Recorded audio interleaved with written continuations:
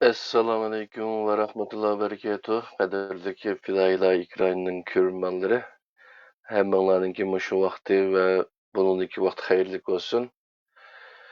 Ben Abdülaziz Beştorak İstanbul'dan, London'dan Kerem Zahir Ustaz, Gollandiya'dan Ahmetcan Pidai kardeşimiz.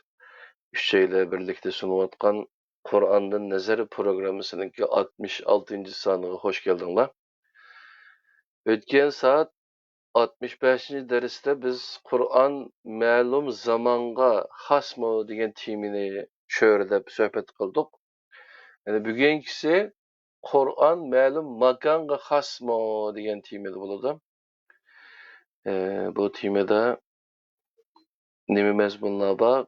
Qisqacha tanışıp o'taylik. Kur'an bilan bo'lgan aloqamizni murakkablashtirish, favqulodda muqaddaslashtirish, təsləşdiriş, qiyinləşdiriş üçün qılmığımız qamide. Neticede din savdogarlariga muhtaç halga düşüp qaldık. Allah'ın dinini toğra ve öz peti düşünenmey, mahiyetini taşlap qoyup, şekil kesilip aldık.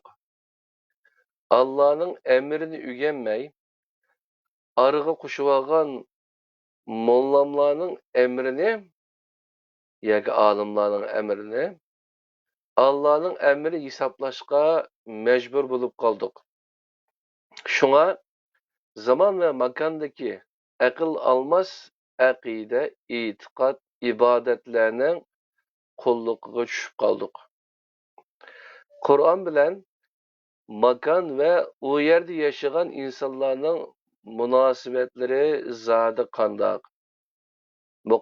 Mukaddesleştirdiği makanlar ve onundaki batıl düşüncelerge Kur'an nime depti? Anlap bakayla. Özümüzün vətənləri özümüz üçün qançilik uluq və onun başqa yerlər bilən bolğan fərqi. Nima üçün özümüzninkidən başqalarının uluq bulub qaldı? Qatarlıq suallar asasında Qur'anның ma'lum makon bilan bolğan münasibətini öyrənib çıxımız. İlgiriki kona düşünceler bilan ahmaq qılınayotgan barliq vatandaşlarımızga alayda tavsiya qilamiz. Samimiyatlar bilan Pidailar Ikrani Ahmetcan Pidai qarindishimizningki program haqidagi qisqacha yozmasi bor. Assalomu alaykum ustoz. Va alaykum assalom. Qanday avvallar yaxshi abdan tilma. Yaxshi Alloh shukr. O'zlarcha Jimatulloh. Bizmi Xudoga shukr. Amonatni to'shib ketyapmiz. Hem o'tgan soatda şu zaman to'g'riliq to'xtalib o'tdilar. Bugun makan düşüncesini Kur'an bizga qanday tushundirdi? Kur'an bilan qanday nazar tashlaymiz? Söz o'zlarida ustoz. Assalomu alaykum. Dunyoda qaysi joylarda hurmatli qarindoshlar, hammalarning shu vaqt xayrli bo'lsin.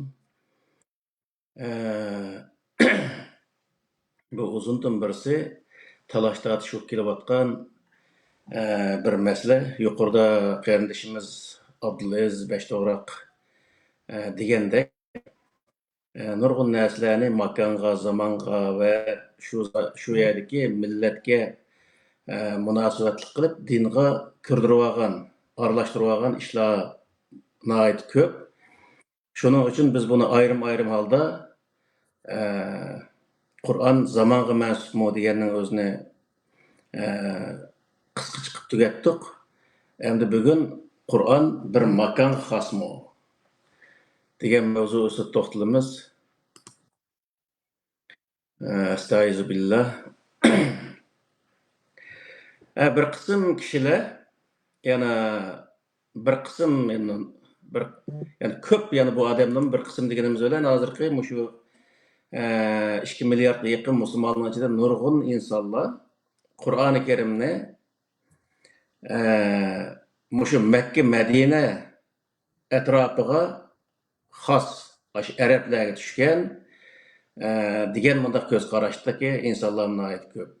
Buningga qaysi oyatni dalil qiladi degan vaqtda sura An'amniki 92 oyati va haza kitabun anzalnahu musaddiqul ladzi bayna yadayhi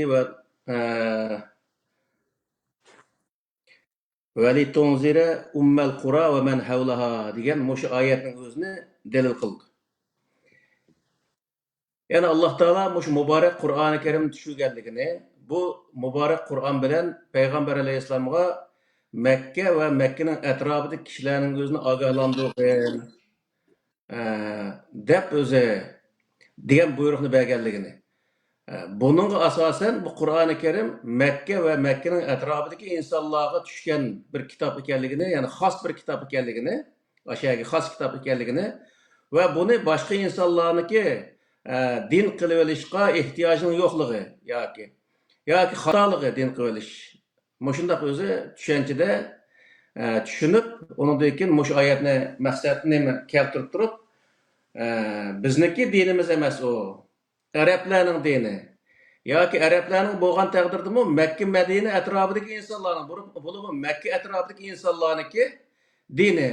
Qur'ondagi mushu veli tunzira ummel qura ve men havlaha degan muş ayetga asasen ve Mekke ve Mekke'nin etrafındaki insanlarını agahlandırgın dep düşken bu başka bu aşağı khas deydigan mındaq göz qarashdaki insanlarımız mevcut. Uygurların arasında ve başka nurgun milletlerin arasında bundaq göz qarashlar mevcut. Hem de şundaq mı bu Kur'an-ı Kerim rastla şu Mekke ve Mekke'nin etrafındaki insanlarını agahlandırış için düşken bu diye vaxtda bu Kur'an-ı Kerim birinci kademde Peygamber Aleyhisselam'a düşken, Peygamber Aleyhisselam Mekke'de doğulgan ve Allah Teala Kur'an-ı Kerim diyene la yukellifullahu nefsen illa vus'aha. Her insanı Allah Teala özünün taqati yetdiğen iş buyuruydu, teklif kılıdı degan ayetga asasen Peygamber Aleyhisselam taqit etgan narsa nima degan vaqtda Qur'oni Karimni yetkazishda Makkadagi vaqtda Makka va Makkaning atrofidagi insonlarga yetkazish qo'ldan keladi. Uning uchun Peygamber Aleyhisselamning imkoni qarta Alloh taolo bu o'z oyatni bayon qildi. Bu oyatni tushirdi. Peygamber Aleyhisselam Makkada 13 yil turib Madinaga ko'chgan vaqtida, Madinaga hijrat qilgan vaqtda Alloh taolo Qur'oni Karimda yana qaytadan sen Medine ve Medine'nin etrafındaki kişilerini agahlandırgın degan oyatni tushunmagan. Nima uchun degan vaqtda Peygamber Aleyhisselam shu Mekke ve Mekke'nin etrafındaki insanlarımızın agahlandırgın degan oyatga asasen o'zi Medine'ga borgandan keyin bu oyatning o'zini tatbiqlab bu oyatning hukmiga o'ziniki ish harakatlarini tatbiqlash orqali men hozir Medine'ga keldim. Bu oyat menga Medine ve Medine'nin etrafındaki insanlarını agahlandırgın degan bo'ldi deb tushunish orqali vazifasini davom qilgan. Endi bu o'zi buningga asosan, yani Peygamber Aleyhisselam qaytadan oyat tushib Medine ve Medine'nin etrafındaki insanlarını agahlandırgın demagan bo'lsa-mu, Peygamber Aleyhisselam yani shu yerdagi ishlarni davom qilganiga asoslangan vaqtda bu nimani bildirdi deganda her bir insan yoki her bir diniy sohadagi insonlar o'ziniki etrafidagi insonlarni ogohlantirish va o'zining etrafidagi insonlarniki masalasini Qur'oni Karimga tatbiqlash orqali hal qilish lozimligini bildirdi. Yani Peygamber Aleyhisselam mush oyatga asosan Medine ve Medine'deki etrafidagi insonlarni ogohlantirgan ve şu Medine ve Medine etrafındaki insanlarınki meselesini Kur'an-ı Kerim'deki hükümleri tatbiqlash orqali o insanlarınki meselesini to'g'ri hal qilib, insanlarga to'g'ri yo'l ko'rsatgan yani. Bundan biz aniq bilib olamizki, her bir diniy sohadagi insonniki qilgan vazifasi, qilgan ishi nima degan vaqtda o'zi turayotgan yerdagi va uning atrofidagi insonlarni ogohlantirish va shu yerdagi masalalarni Qur'oni Karimga tatbiqlash orqali şu yerdeki insanlara doğru yol gösteriş lazımlığını bildirdi degan. Bundan biz o'zi kesimlik bilan o'zi hukm chiqara olamiz ki, yani Mekke, Saudiya yoki Misrda turayotgan yoki bo'lmaydi Türkiye'de ya Pakistan turvatkan bir öz dini alımniki, Avrupa'da turvatkan bir insanlarniki işlerine hüküm çıkarıştaki hatalığının özünü bildirdi. Yani cemiyet buluvatkan işler karta, o yer işe hüküm çıkarıştaki hatalığını bildirdi. Ne için diye vakıda? O yer işlerin özünü toluk bilmey turup, o palaniyede oturup eken, konu bir özü Umayye Abbasiye sulalisi yazıp koygan nasi qarap eken, o yerde petvanı beriş, o doğru kelmeydi diyen. Yani sen o yer yaşışın gerek, o yer emri ehvalını bilişin gerek, onu dekin özü onunla o meselelerini Kur'an'a seriş arkalık insanlığa doğru bir yolunun özüne, doğru bir düşünceni beri alışın gerek. Bu özü nait bek özüm neme bizde evcağın bir mesele, mesela 2005-10 yılların özünde, Norvegiye'de biz yaşavatkan vaxtida, Norvegiye'de öyeliş dolkun kozgalgan vaxtida Mekke, yani aşağıdaki özü Saudi Arabistan turuvatkan, yoki nemede İstanbul turuvatkan Türkiye'de, yoki Umay Pakistan turuvatkan Mollunun özü, hiç nemeni bilmey oturup lekin, aşağıdaki özü Norvegiye'deki ballığa petva çıkarıp, anda kısan boludu, manda kısan bolmaydı degендek petvanı çıkargan, mındak işler bolgan. Yani bununki özü bir dini alim buluş salayetini yokatkanlık hesaplandı. Yani dini alim buluş degeni emniyetini biliş ve emniyetine uygun söz kılış ve emniyetini Kur'an-ı Kerim'de doğru tatbiklaş arkalık milletine doğru cevap veriş. Bunu öz çıkardı. Yani közün jo'qlikin o 1000 yıl burun, 1400 yıl burun yazılıp kalgan näsinin özünü ekiplekin hozirgi zamanga, hozirgi o'xshamaydigan bir makanga tatbiqlashniki nayet hataligini bildirdi yani.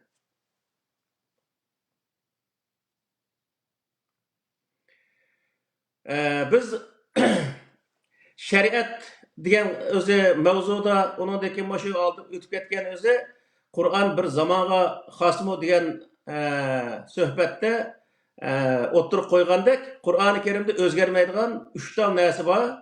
U bo'lsa-mu Qur'oni Karimdagi aqida, ibodat va prinsiplar o'zgarmaydi. Bu prinsiplar dunyodagi qandaq bir yerga borsak, shu yaniki amaliy ahvolning o'zini shu prinsip selish orqali hukm chiqarsak, u narsa nihoyat to'g'ri chiqqan bo'ldi. Shuning uchun biz boshqa bir yerda yashab o'tib, u boshqa yaniki, ya'ni Saudiyada yoki Misrda yashab o'tib, u Yevropadagi bir davlatdagi amaliy ahvolning o'zini bilmay turib, u yerdagi o'zi u insonlarniki, u yerdagi iqtisodiy ahvol, jamiyat ahvolining o'zini hech narsani bilmay turib, hech narsani xabarimiz yo'q holatda uning o'zi hukm chiqarish bu Qur'oni Karimdagi mushu prinsiplarga uygun harakat qilmaganlikni ko'rsatdi.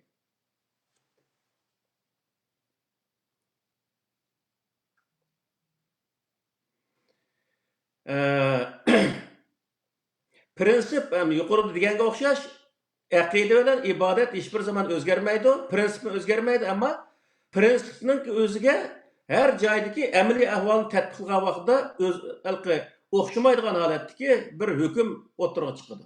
Misol, kambag'al bir davlatdagi iqtisodiy ahvolning o'zini Qur'oni Karimdagi ehtiyoj qarta o'zi boj yig'ish, ya'ni boj qonunining o'zini ehtiyoj qarta tuzish degan nemasiga asosan kambag'al bir davlatda yashaydigan insonlarga chiqargan boj qonuni boy bir davlatda yashaydigan insonlarga chiqargan qonun bilan o'xshamaydi misol.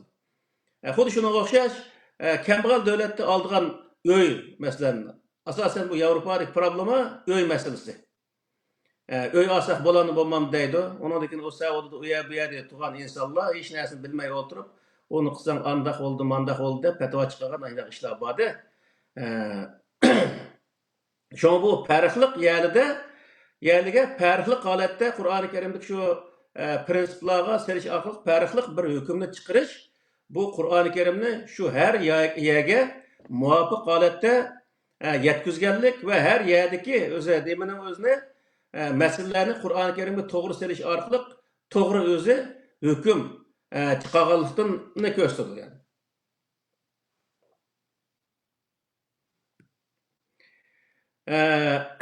Yani biri Qur'oni Karim Araplarga tushgan. Yani nurg'un insonlar bor, Araplarga tushgan. Araplarniki madaniyatini, Araplarning urf-odatini, Araplarning masalasini hal qilgan. Qur'oni Karimda zaten shu masala bor. Qur'onni shunday o'qiydigan bo'lsak, Arab yerim oraldi masalan Payg'ambar alayhissalom zamonasida bo'lgan voqealikning hammasini yig'ib qarasak, uni 5-6 pora chiqdi deb o'ylayman men taxminan. Shuning hammasini yig'inchoq qilgan vaqtida hammasi shu Arab yerim oralida Makka, Madina va uning atrofidagi Arablarniki jamiyatida bo'lgan masalalarni hal qildi. Hal qilgan yani shu vaqtda. Undaq bo'lgandan keyin bu masala qanday bu bizga to'g'ri keladi deb uning uchun biz Qur'oni Karim u Arabning madaniyati, Arabning urf-odati va Arabning u zamondagi ish harakatlariga bizniki ish harakatlarimiz, hozirgi ish harakatlarimiz, madaniyatimiz, urf-odatimiz to'g'ri kelmaydi. Undaq bo'lgandan keyin bu din Arabning dini deydigan mundaq ko'z qarashlar bor.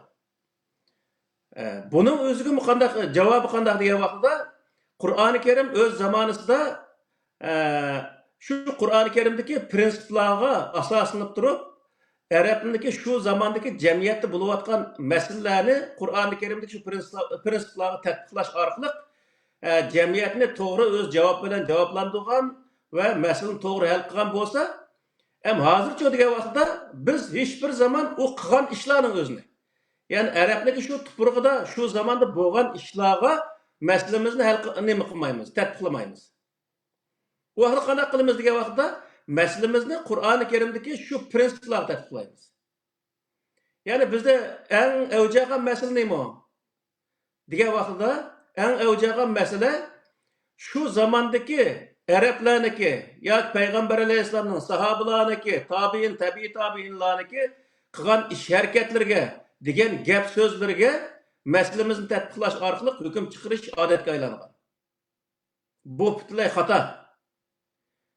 Payg'ambar alayhissalom qilgan ishi olsun, masalani shu vaqtdagi masalaning Qur'oni Karimdagi prinsiplarni tatbiqlash olsun, shu zaman va shu makondagi jamiyatga muvofiq holatda shu ishni o'zini qilib bo'lgan.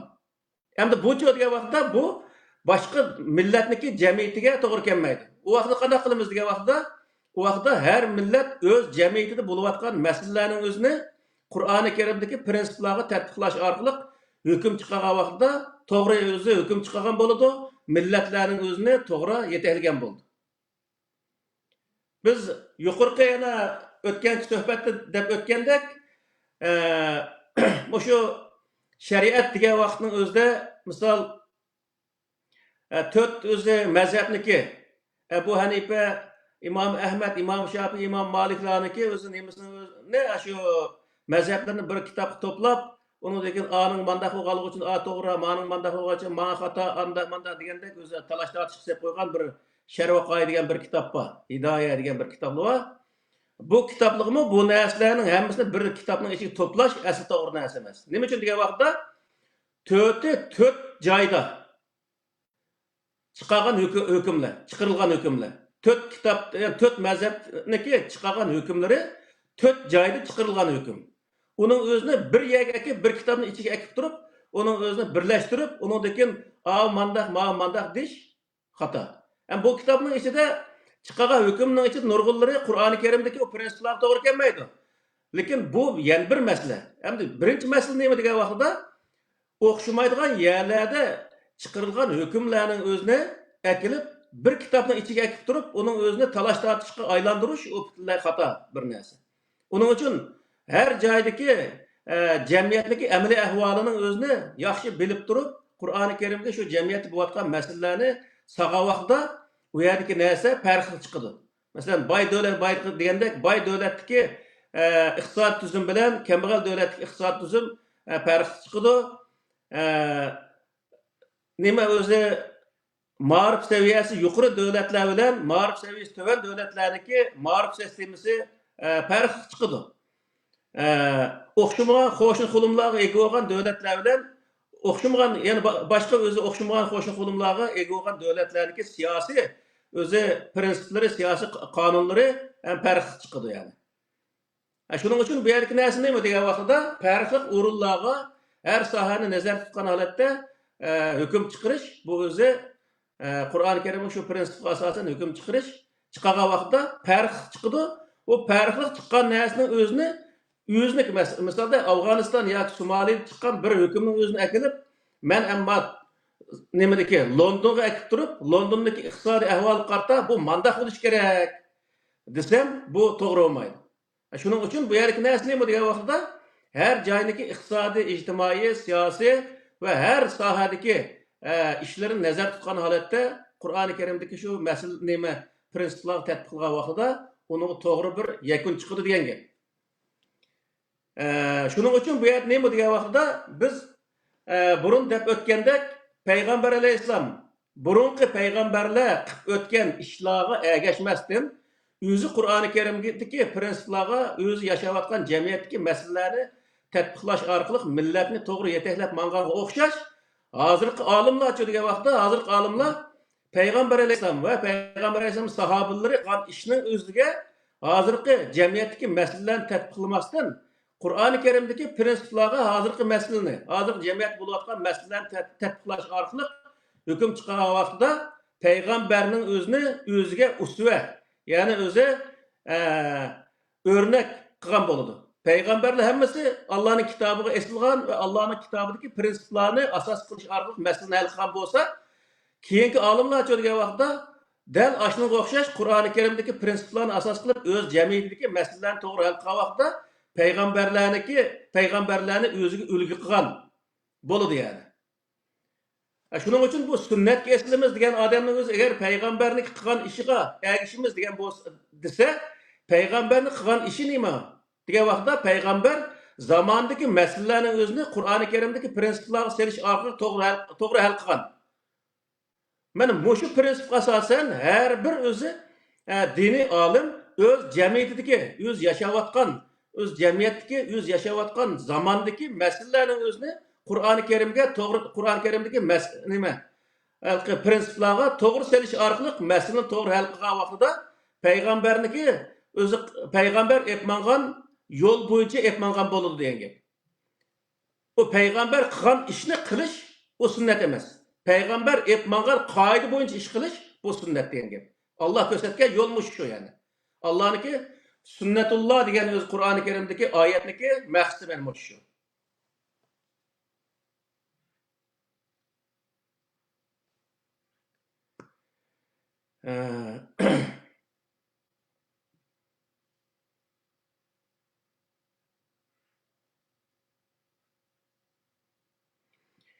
Endi bir qism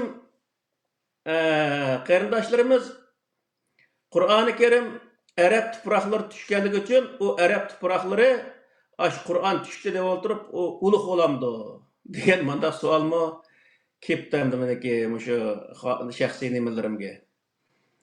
Shu hozir makonda zamon deganiga bunday gaplar meniki nimalarim kelibdi. U hargiz undaq bo'lmaydi. Biz masalan Ramazon haqida so'zlagan vaqtida shuni bayon shu to'g'riliq to'xtaldik. Ya'ni Qur'oni Karim tushgan kecha emas, u kechada tushgan Qur'on ulug' u yerda dedik. Xuddi shunga o'xshash Arab tuprog'i Qur'on tushganligi uchun Arab tuprog'i ulug' emas. Arab tuprog'i tushgan Qur'oni Karim ulug'. Onun uchun bu yerki narsa nima degan vaqtda Qur'oni Karim Allohning so'zi, u har bir insonning beshining ustida yeri bo'lish kerak. Ammo tuproq kelgan chaqda, millat kelgan chaqda, ya'ni Arab millatiga Arab tuprog'i kelgan chaqda degan vaqtda Arab tuprog'i dunyodagi bizniki tuproqlarimiz yoki boshqa millatning tuprog'idan hech qanday farqi yo'q. U tuproqda o'z vaqtida Abu Jahl o'xshash insonlarmi o'tgan, Abu Lahab o'xshash insonlarmi o'tgan, payg'ambar alayhissalomga o'xshash o'zi payg'ambarlarmi o'tgan, Abu Bakr Umarga o'xshash o'zi sahobalarmi o'tgan. Bizniki vatandami ne katta insonlar o'tgan va ne munofiqlar o'tgan. Xuddi shunga o'xshash u tuproqda hech qanday o'zi o'zgarish yo'q. U tuproqga inson dastlab yashaydiganligi, ammo bir narsa tushishi bilan u tuproq ulug' qolmaydi. Bir narsa tushmaslik bilan u tuproq desa, u nihoyat o'zi qadr qimmatini yo'qotgan bunda holat bo'lmaydi. Qadr qimmati, tuproqniki qadr qimmati faqat o tuproqni yaxshi qo'g'dash bilan bo'ldi. Dunyoda insonlar, har inson, har yoki millat o'z tuprog'ini yaxshi qo'g'dab, o nemisinin tuprog'ini yaxshi gullantirib, chiroyli o'zi yasab, qilgan vaqtda uni qadrlagan bo'ldi. O tuproqning qadr qimmati shu yerda bo'lgan bo'ldi. O tuproqning qadr qimmatiga yetmay, u yerning o'zining uning uchun kurash qilmay, bunday qilsa, o tuproqniki o'zi o odamning oldida qadr qimmati yo'q bo'lgan bo'ldi. Andaki o odam o'ziniki qadr qimmatini shuning bilan yo'qotgan bo'ldi.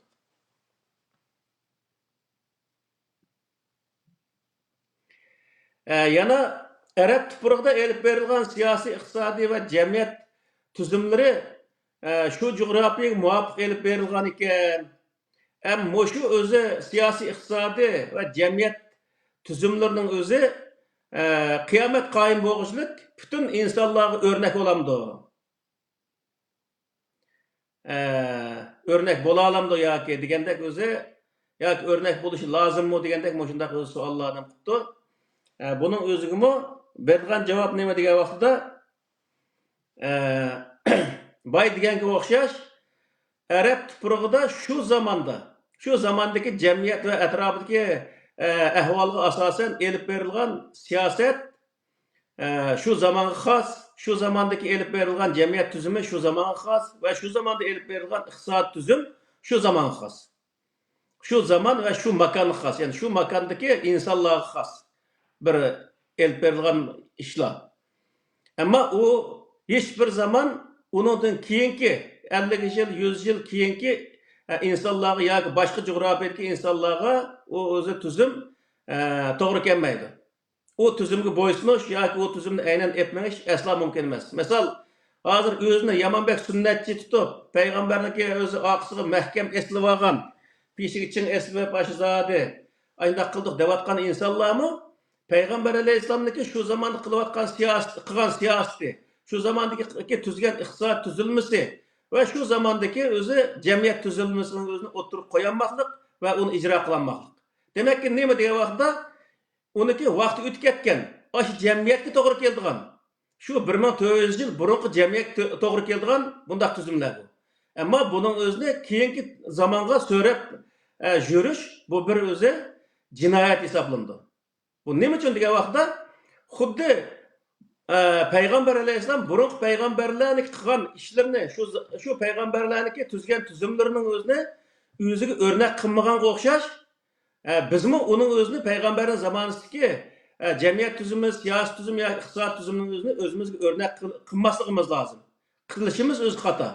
Nima uchun degan vaqtda agar payg'ambar alayhisalom hozirgi zamonda bo'lsa, shu 1400 yil burun epmangan shu siyosiy, iqtisodiy jamiyat tuzumlarining o'zini shu paytda yana hozirmi shuni qilamiz demasdan hozirgi zamonga, hozirgi makonga loyiq holatda iqtisodiy va siyosiy, iqtisodiy va jamiyat tuzumlarini tuzib chiqqan bo'ladi. Shuning uchun biz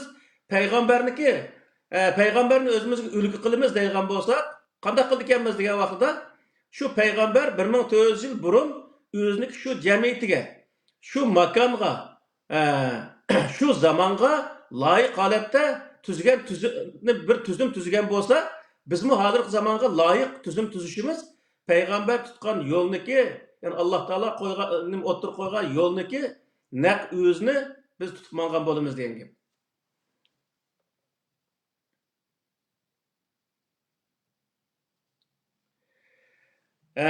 Yana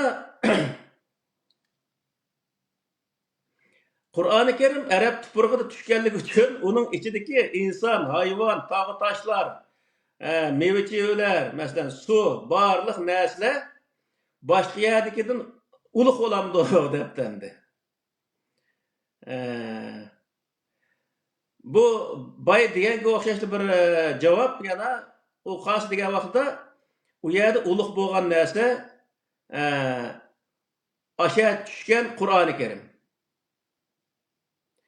Hamda u tog' toshlar, u yerdagi tuproq, u meva-chevalar degan vaqtda u shu meva-chevalarni, shu suvni, ya'ni zamzam suvi deymiz, yomon ulug'lab ichida uni zamzam suvi deymiz, xo'mi deymiz, ashlaslarning o'zini payg'ambar alayhisalom zamonasida va undan burun shu Makka mushriklari yeb yurgan, shular o'zi ko'chatini quyib, o'sha yerda meva ko'rdigan narsalar. Misolda shu mevalardan, ya'ni shu kofirlik qo'ygan, yo mushriklik qo'ygan shu mevadan payg'ambar alayhisalom yegan shu vaqtda. Mushriklar şu o'zi daraxtni cho'ngayt nima o'stirib qilgan bo'lsa, shuningdan keyin payg'ambar alayhisalom yegan misolda. Demak, bu yerdagi narsa nima degan vaqtda u meva, u tog'i toshlar, hayvonotlar, suv, hech qanday ziroatlarniki hammasi butun dunyodagi boshqa yerdagi ziroatlardan, meva-chevalardan hech qanday farqi yo'q. Ya'ni buni Ramazon babida bir qur deb o'tdik. Misol, Ramazonda iftor qilgan vaqtida bizni o'g'im paydo bo'lib qoladi undaq narsalar. O'sha yerda zamzam suvi deb sotadi ekan, 1 litr suvni akib 10 litr yo 100 litr narsaga aralashtirib ekan, uning o'zini İsa alayhisalomniki suvi deb bitem suvga 100 litr, 1000 litr suvni aralashtirib balını 5-ni yuydigan bir qoida bor. Xuddi ashunga o'xshash, ashlardan o'ginib uning o'zini shu Makkadan o'zi 1 litr yo 10 litr suvni akelsa, bütün Ramazonda yetkidek suvga aylantirib, ondan 1 litrning o'zini o'sha yerda 5 sterlindan sotadi. O'sha yerda 5 litr suvni epdiki 15 sterlinga epdi. Qarsa bir bank paydo bo'lib, nima desam, zamzam suvi deydi. Ödükünün sel sup mecazi var. Demek bu yerlik neresi neymi diye vaqtida o xo'mi bilan zamzam suvi bilan iftor qilish bilan mush o'zimizniki turayotgan yerda qanday meva bo'lsa shunday meva bilan iftor qilishning hech qanday farqi yo'q. Hattoki shu zamzam suvi bilan shu xo'mini ulug'lashning o'zi jinoyat yani. Agar biz ashni ulug'lab, bu ulug' bir meva, ma ulug' bir suv, ma boshqa suvga nisbatan deb o mevalar bilan suvning o'rtasida farq paydo qilib, insonlarning orasida uni cho'qinish hosil qilib qilsak, o vaqtda biz jinoyatchi bo'lamiz yani. Yani o'zimiz cho'qinsak ham jinoyatchi bo'lamiz. Bu degan alohida suv deb uning o'zini o'rtirib ichish kerak deydi ba'zanlar o'ltirib ichish kerak deydi, ba'zanlar takbir aytib turib ichish kerak deydi, ish qilib ming yangi fatvosi bor endi.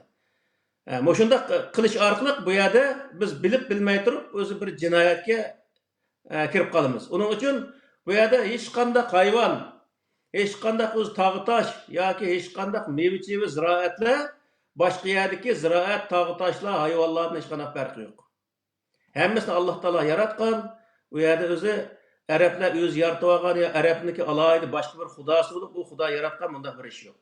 Yani hammani bir Alloh yaratgan. Uning uchun biz bütün dunyodagi tuproqni, yani bütün tuproqning o'zini dunyodagi tuproqning hammasini, mevalarni, hayvonlarni va ziroatlarni, suvlarni, hamma narsaning o'zini Allohning yaratganligi va Alloh yaratgan narsaning hammasi Allohning oldida o'xshash ekanligi, u hech qaysiniki birsidan o'zi farqli, yani alohida bir narsa emas ekanligini bilishimiz lozim.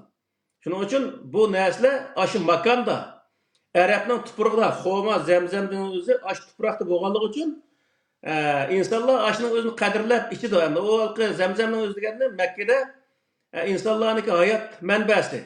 Ash suv bo'lmasa hayot kechira olmaydigan gap endi. Uning uchun uni qadrlaydigan gap. Har millat demakki bu yerda nima degan vaqtda o'ziniki narsalarni qadrlash u nihoyatda yaxshi bir ish. Ama qadrildim deb uning cho'qinish darajasiga opirish bu butunlay xato.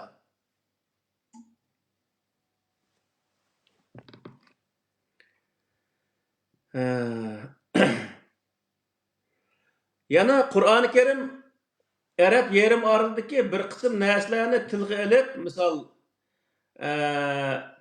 xo'mga o'xshash, anjirga o'xshash, misol üzümga o'xshash, shunday bir qism narsalarni, mevalarni to'rtega o'xshash undaq narsalarning o'zini misolga olgan nima shunda tilga olgan yerlari bor, ham shuni qasam qilgan yerlari bor.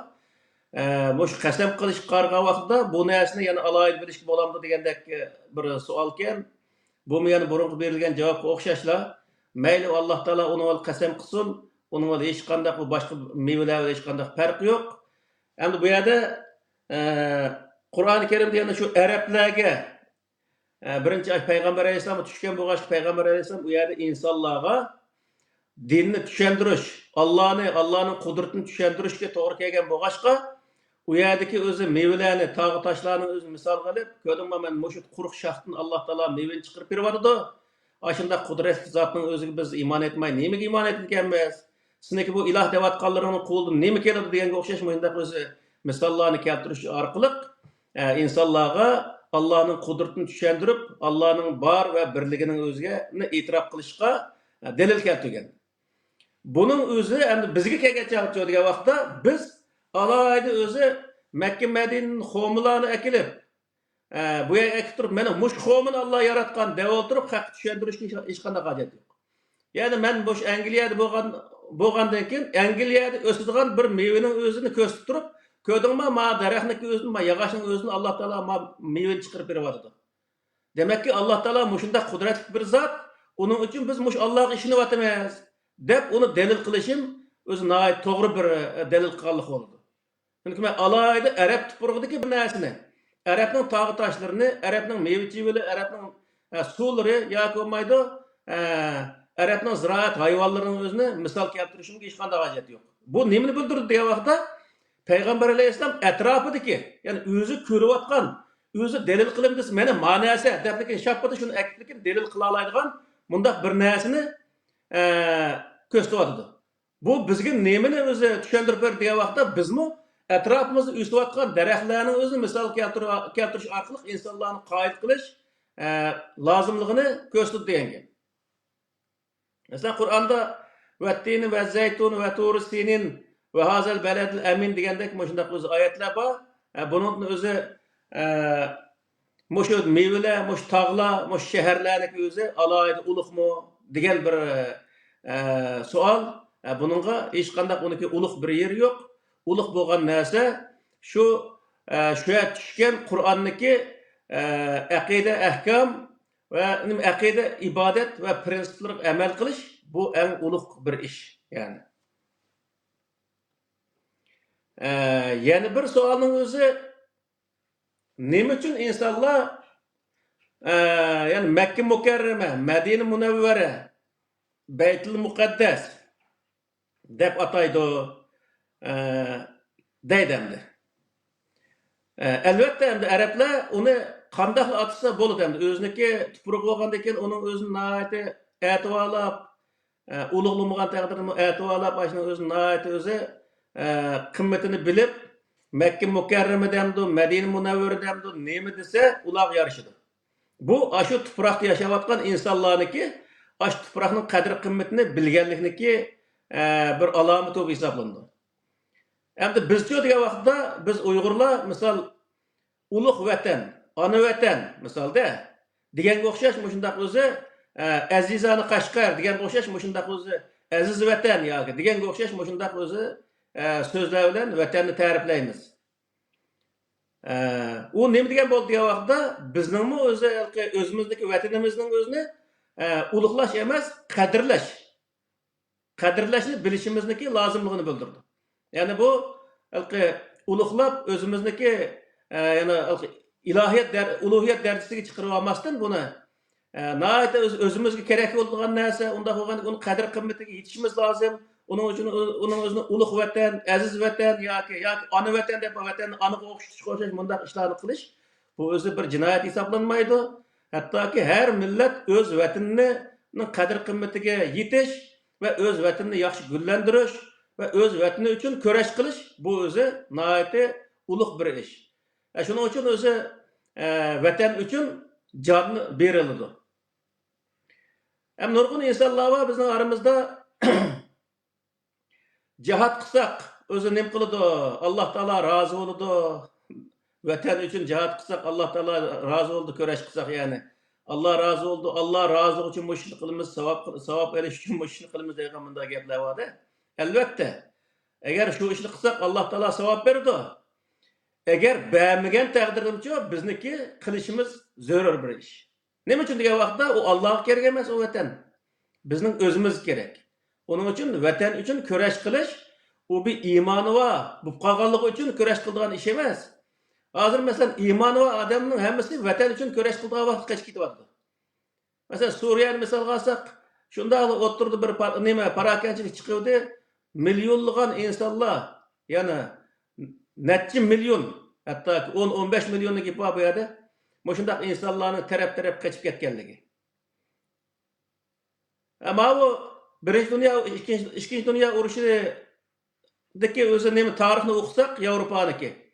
Hiç bir insanlar taraf kaç ketmey, vatanı üçün köreş qilib ölüp ketishgandi. Hech qanday dahi, yani şu vaqtdagi rahbar yoki davlatning prezidenti qochib ketmay, hatto Gitlerim qochib ketmay, aş o'zining tuprog'ida o'zini o'ltirib olaylik. Yani bu nima degan bo'ldi degan vaqtda vatanni suyish bir iymoni bor odamga mansub narsa emas. Bizdan hattoki iymoni yo'q insonlar bak so'ydiganligi hozir isbotlanib. Chunki vatanning qadrini bilgan odam so'ya oladi. Bilgan odam uning uchun kurash qila oladi. Bilgan odam uning o'zini qadrlay oladi. Şuna bu g'arb davlatlarida kichkina alqandak ushaq davlatlarga aylanib ketgan. Ular hammasi o'zining davlatlarini shunday chiroyli yasab, bir tal yerning o'zini beka qo'ymay shunday o'zi hamma yerni foydalanib, hattoki ba'zi yerdan foydalanmagan taqdirda huzur, ya'ni ma'naviy jihatdan foydalanadigan yer qilib, shunday nihoyatda yaxshi foydalanish bo'lgan. Bizlarda unday ishlar bo'lmagandan keyin vatanning qadriga u daraja yetmagan. Bizniki o'zi vatanning o'zini qutqizimiz deb o'tirib chiqqan insonlarimizmi vaqt kelguncha vatanni tashlab qochib ketgan. Bizmi qochib ketdik odatda, bizga o'rgatgan degan shuning o'zini. Asli shular o'rgatmay, jondan o'la ashada o'zi nima qilib, o'zi kurash qilib qilgan bo'lsa edi, u vaqtda bizmi balkim qochib ketmay, balki o'ldigan shu ashada o'lgan bo'lardik. Shuning uchun bu yerlik narsa nima degan vaqtda vatanni qadrlash, vatanni har xil o'zi yaxshi nom bilan atash, u hech qanday bir gunoh emas. Hamda u vatanni qadrlaganlik bu hisoblanadi. Ammo qadrladim deb vatan uchun o'zi ikki kuplet she'r aytib qo'yish yoki vatanim deb qo'yish yoki vatan uchun duo qilib qo'yish yoki vatan uchun 2 rakat namoz o'qib qo'yish yoki vatanda o'layotganlar uchun jinoza namozi o'qib qo'yishning o'zi vatan uchun kurash qilganlik emas. U quruq gap faqatla. U ish deganda amaliyat bo'lgan narsa. Quruq gapni qilib, shu quruq gapniki %1 bo'lsa-mu qilsa, u vaqtda kichkina o'zi ish qilgan bo'ldi. Davomli quruq gap qilib, bu yerda o'zi bevos she'r aytib qo'yib, bevos naqsh aytib qo'yib, bevos o'zi uning uchun duo qilib qo'yib, buning o'zi vatan azot olmaydi. U vatanni qadrlaganlik, vatanni qadriga yetganlik hisoblanmaydi. Shuning uchun bu yerdagi narsa nima degan vaqtda makon deganning o'zi bu nihoyat muhim bir narsa. Bir insonlarga, bir millatniki turadigan, erkin yashaydigan bir makoni bo'lmasa, u millat hammani yo'qladi. Ya'ni bir vatan deganning o'zi u millatniki borligi. Madaniyati, urf-odati, tili, yezig'i ish qilib, shu millat kerak bo'lgan narsaning hammasi shu vatanda bo'ladi. U vatan tuprog'ining o'zini, vatanning territoriyasini yaxshi qo'g'digan vaqtda o'ziniki borligini qo'g'daydigan gap.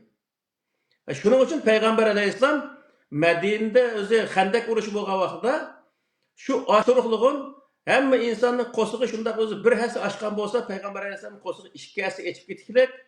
Butun shu yerdagi askarlarning o'zi qo'sig'iga bir taldan tosh bog'lasa, payg'ambar alayhissalom 2 tal tosh bog'lab turib, shu Xandakni ko'lab qo'yib turib oldiga shu dushmanlar bilan o'zi dushmanga taqobil turib, shularning o'zini oxirsida yengib, vatanning o'zini qo'g'dab qolgan. Ya'ni vatanni tashlab qochib ketgan emas. Agar shu vaqtda payg'ambar alayhissalom shu Madinani tashlab qochib ketgan bo'lsa, u payg'ambar alayhissalom oxirida ma'nodan bir odam qolmaydi. Qo'yava buni qo'ng'iq boq gaplashgan vaqt qochib ketgan bunday qadar nima keragi bor deydi. Bizning o'z tarixda o'tgan dohiylar shu rahbarlarimiz vatanni tikatgan vaqtda hech bir zaman aziz bo'lmaganki. Men nemisini o'qib chiqdim. Aziz bo'lmaganki. Shu yerda o'zi shu vatan degan gap bilan o'lib ketgan. Odatda hech bir zaman aziz bo'lmaganki. Demak, vatansiz odamlar hech bir zaman aziz bo'lmaydi. Qur'oni Karimda bir oyat bor. Ularning o'zini surgun qilganda degan oyatning o'ziga mashar degan o'zi bir kalimani keltirdi. U mashar deganning o'zi qiyomat kunisi insonlar to'planadigan bir yer. Bütün insonlar to'planadigan yerni mahsharga deydi. Ya'ni to'planadigan o'rin. U yer nihoyat dahshat bir ishlar bo'lgan bir o'rin. Endi bu dunyoda insonlar o'zi vatanini tashlab qochib ketgan vaqtda, ya'ni ularning o'zini vatanni qo'lgan vaqtda, ularga nima uchun bu kalimani ishlatadi degan vaqtda insonniki, ya'ni vatanni tashlab chiqib ketgan insonniki qiyameti vatanning bo'sig'isidan shunday chiqqandikilar boshlandi degan gap. U inson hech bir zaman qadr qimmat olmaydi uniki. Tehe o nimada to'pil so'zlayotdi. G'arb davlatlari bizni shu o'ziga Yevropa akini o'lib, assimilyatsiya qilib, o'sha yerda o'ziga o'zgartib olish uchun hech qanday qadamga ehtiyoji yo'q.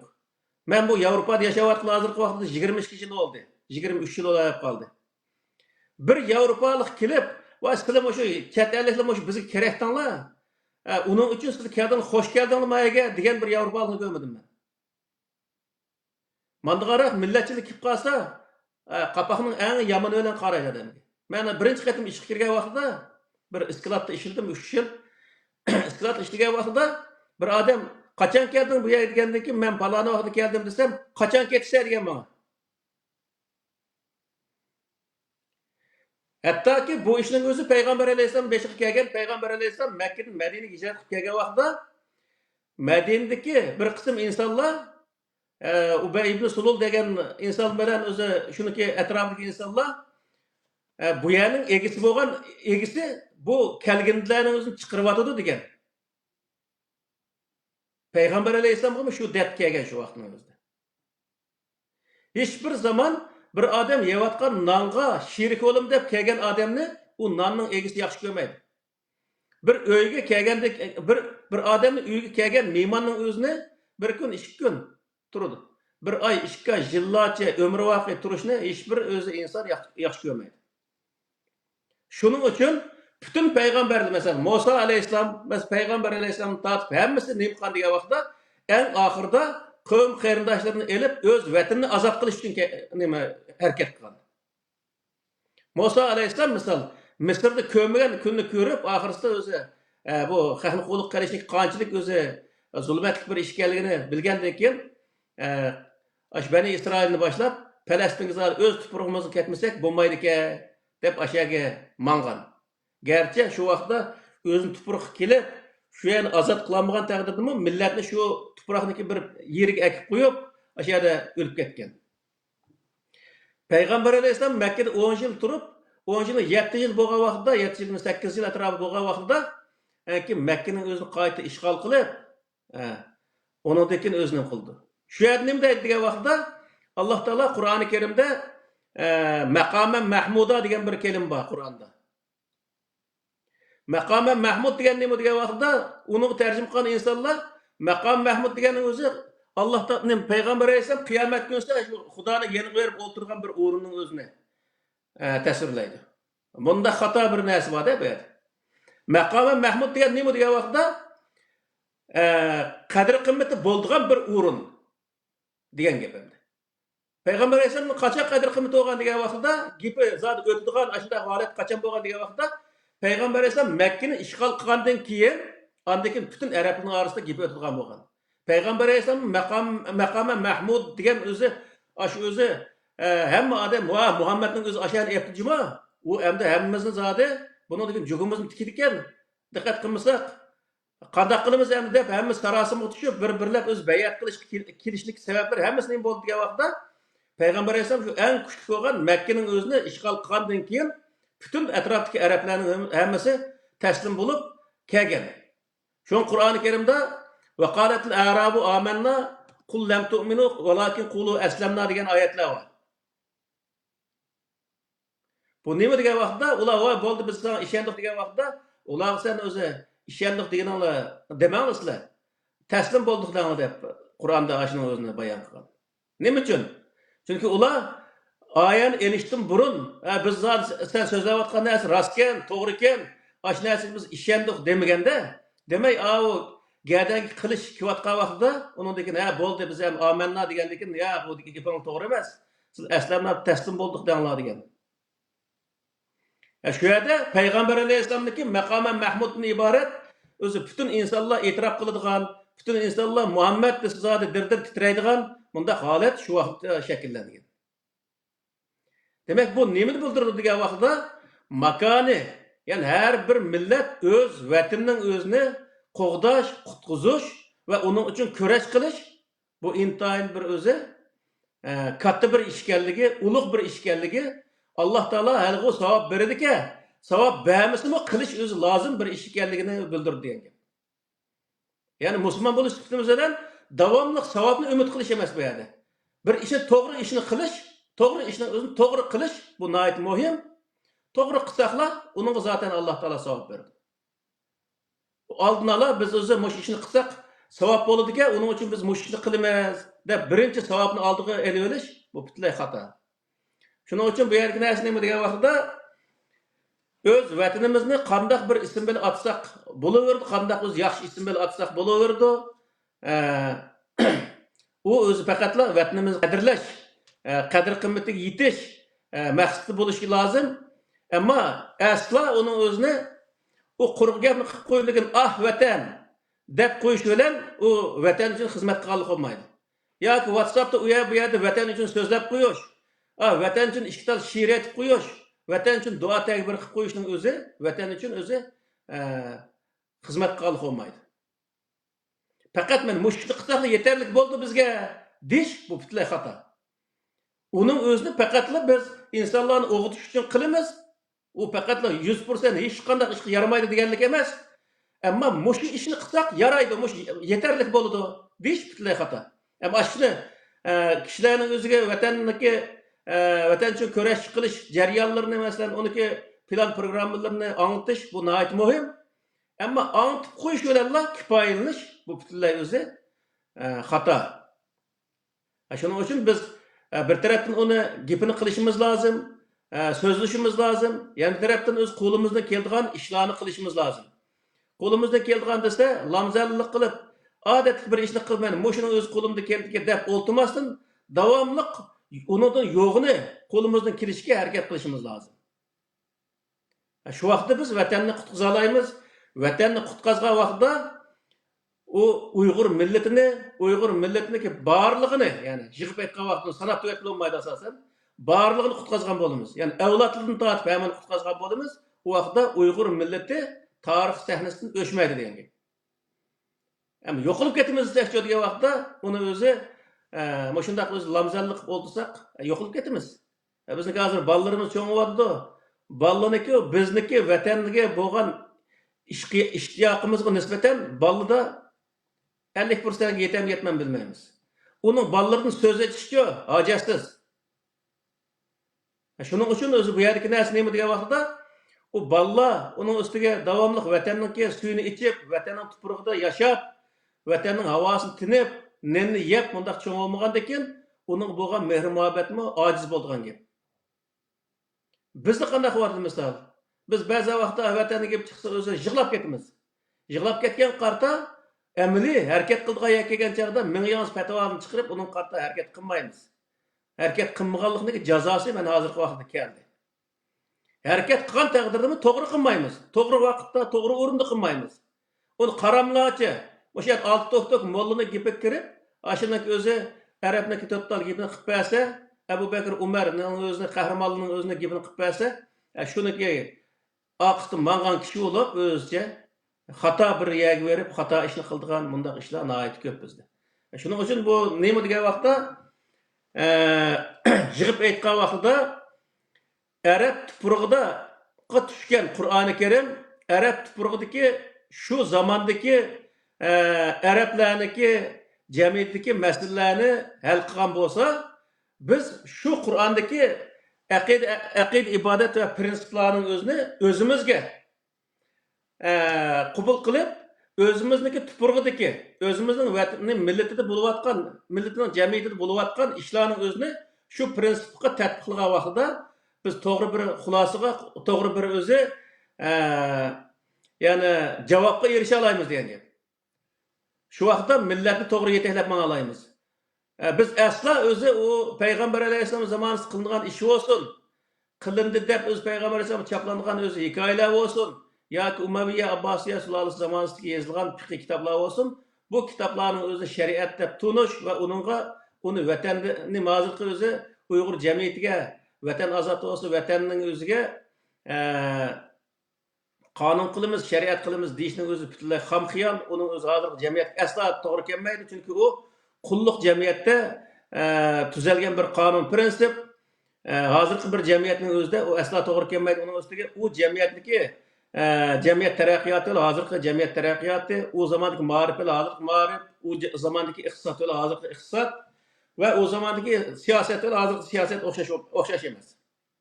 Bu bir masala. Ikkinchisi, Arab tupurg'i va uning atrofidagi ahvol qarta elib berilgan siyosat, iqtisod jamiyat bilan bizning vatan va uning atrofiga asosan elib berilgan siyosat, iqtisod jamiyat tuzumlari uning o'xshamaydigan bo'ladi. Chunki biz shu millatga eng foydali bo'lgan, vatanga eng o'zi to'g'ri kelgan, vatandagi jug'rofiyalik ahvolga eng to'g'ri kelgan holatdagi bir qonun, prinsip va siyosatni elib menish bizniki majburiyatimiz. Bunun o'zini Qur'oni Karimdagi ash prinsiplarga asosan elib mangsak, Qur'oni Karimga bo'ysungan bo'lamiz. Uning o'zini adil ijro qilsak, Qur'oni Karimdagi adolatni tiklagan bo'lamiz. Ya'ni Alloh taoloning maqsadini ijro qilgan bo'lamiz degan gap endi. Xo'sh.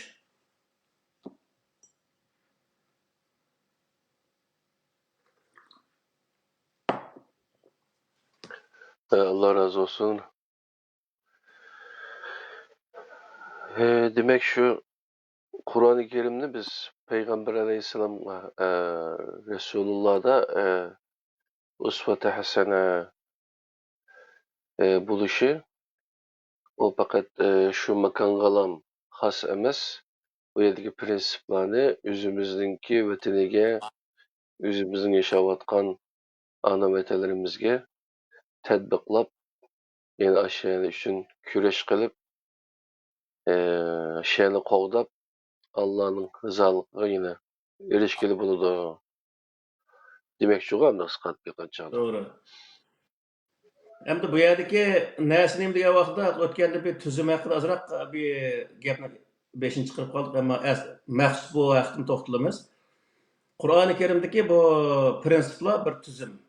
Ya'ni onun misal hozirgi demokratik tuzum deymiz, sotsialist tuzum deymiz, kapitalist tuzum deymiz misalda. Laik tuzum deymiz, shunday bir tuzum holatdagi bir programma. Bunun özünü her millet qabul qilgan vaqtda o'ziniki jamiyati, o'ziniki o'rni qarta, o'zining amaliy ahvoli qarta, shu amaliy ahvolning o'zini shuni tatbiqlagan asosda foydalanib o'z jamiyatini qo'g'dash, adil boshqarish sistemasi qilib o'zi qo'llanish bu bekitilgan Qur'onda. Yani bu nima degan bo'ldi degan vaqtda biz vatan kelgan vaqtda u Arab tuprog'iga tatbiqlangan narsani akib tatbiqlamaymiz. Vatanning ishini Arab tuprog'iga tatbiqlangan ish harakatlarga tatbiqlamaymiz. Bizning eng xato qilayotgan, mollalarning eng xato qilayotgan yeri bu.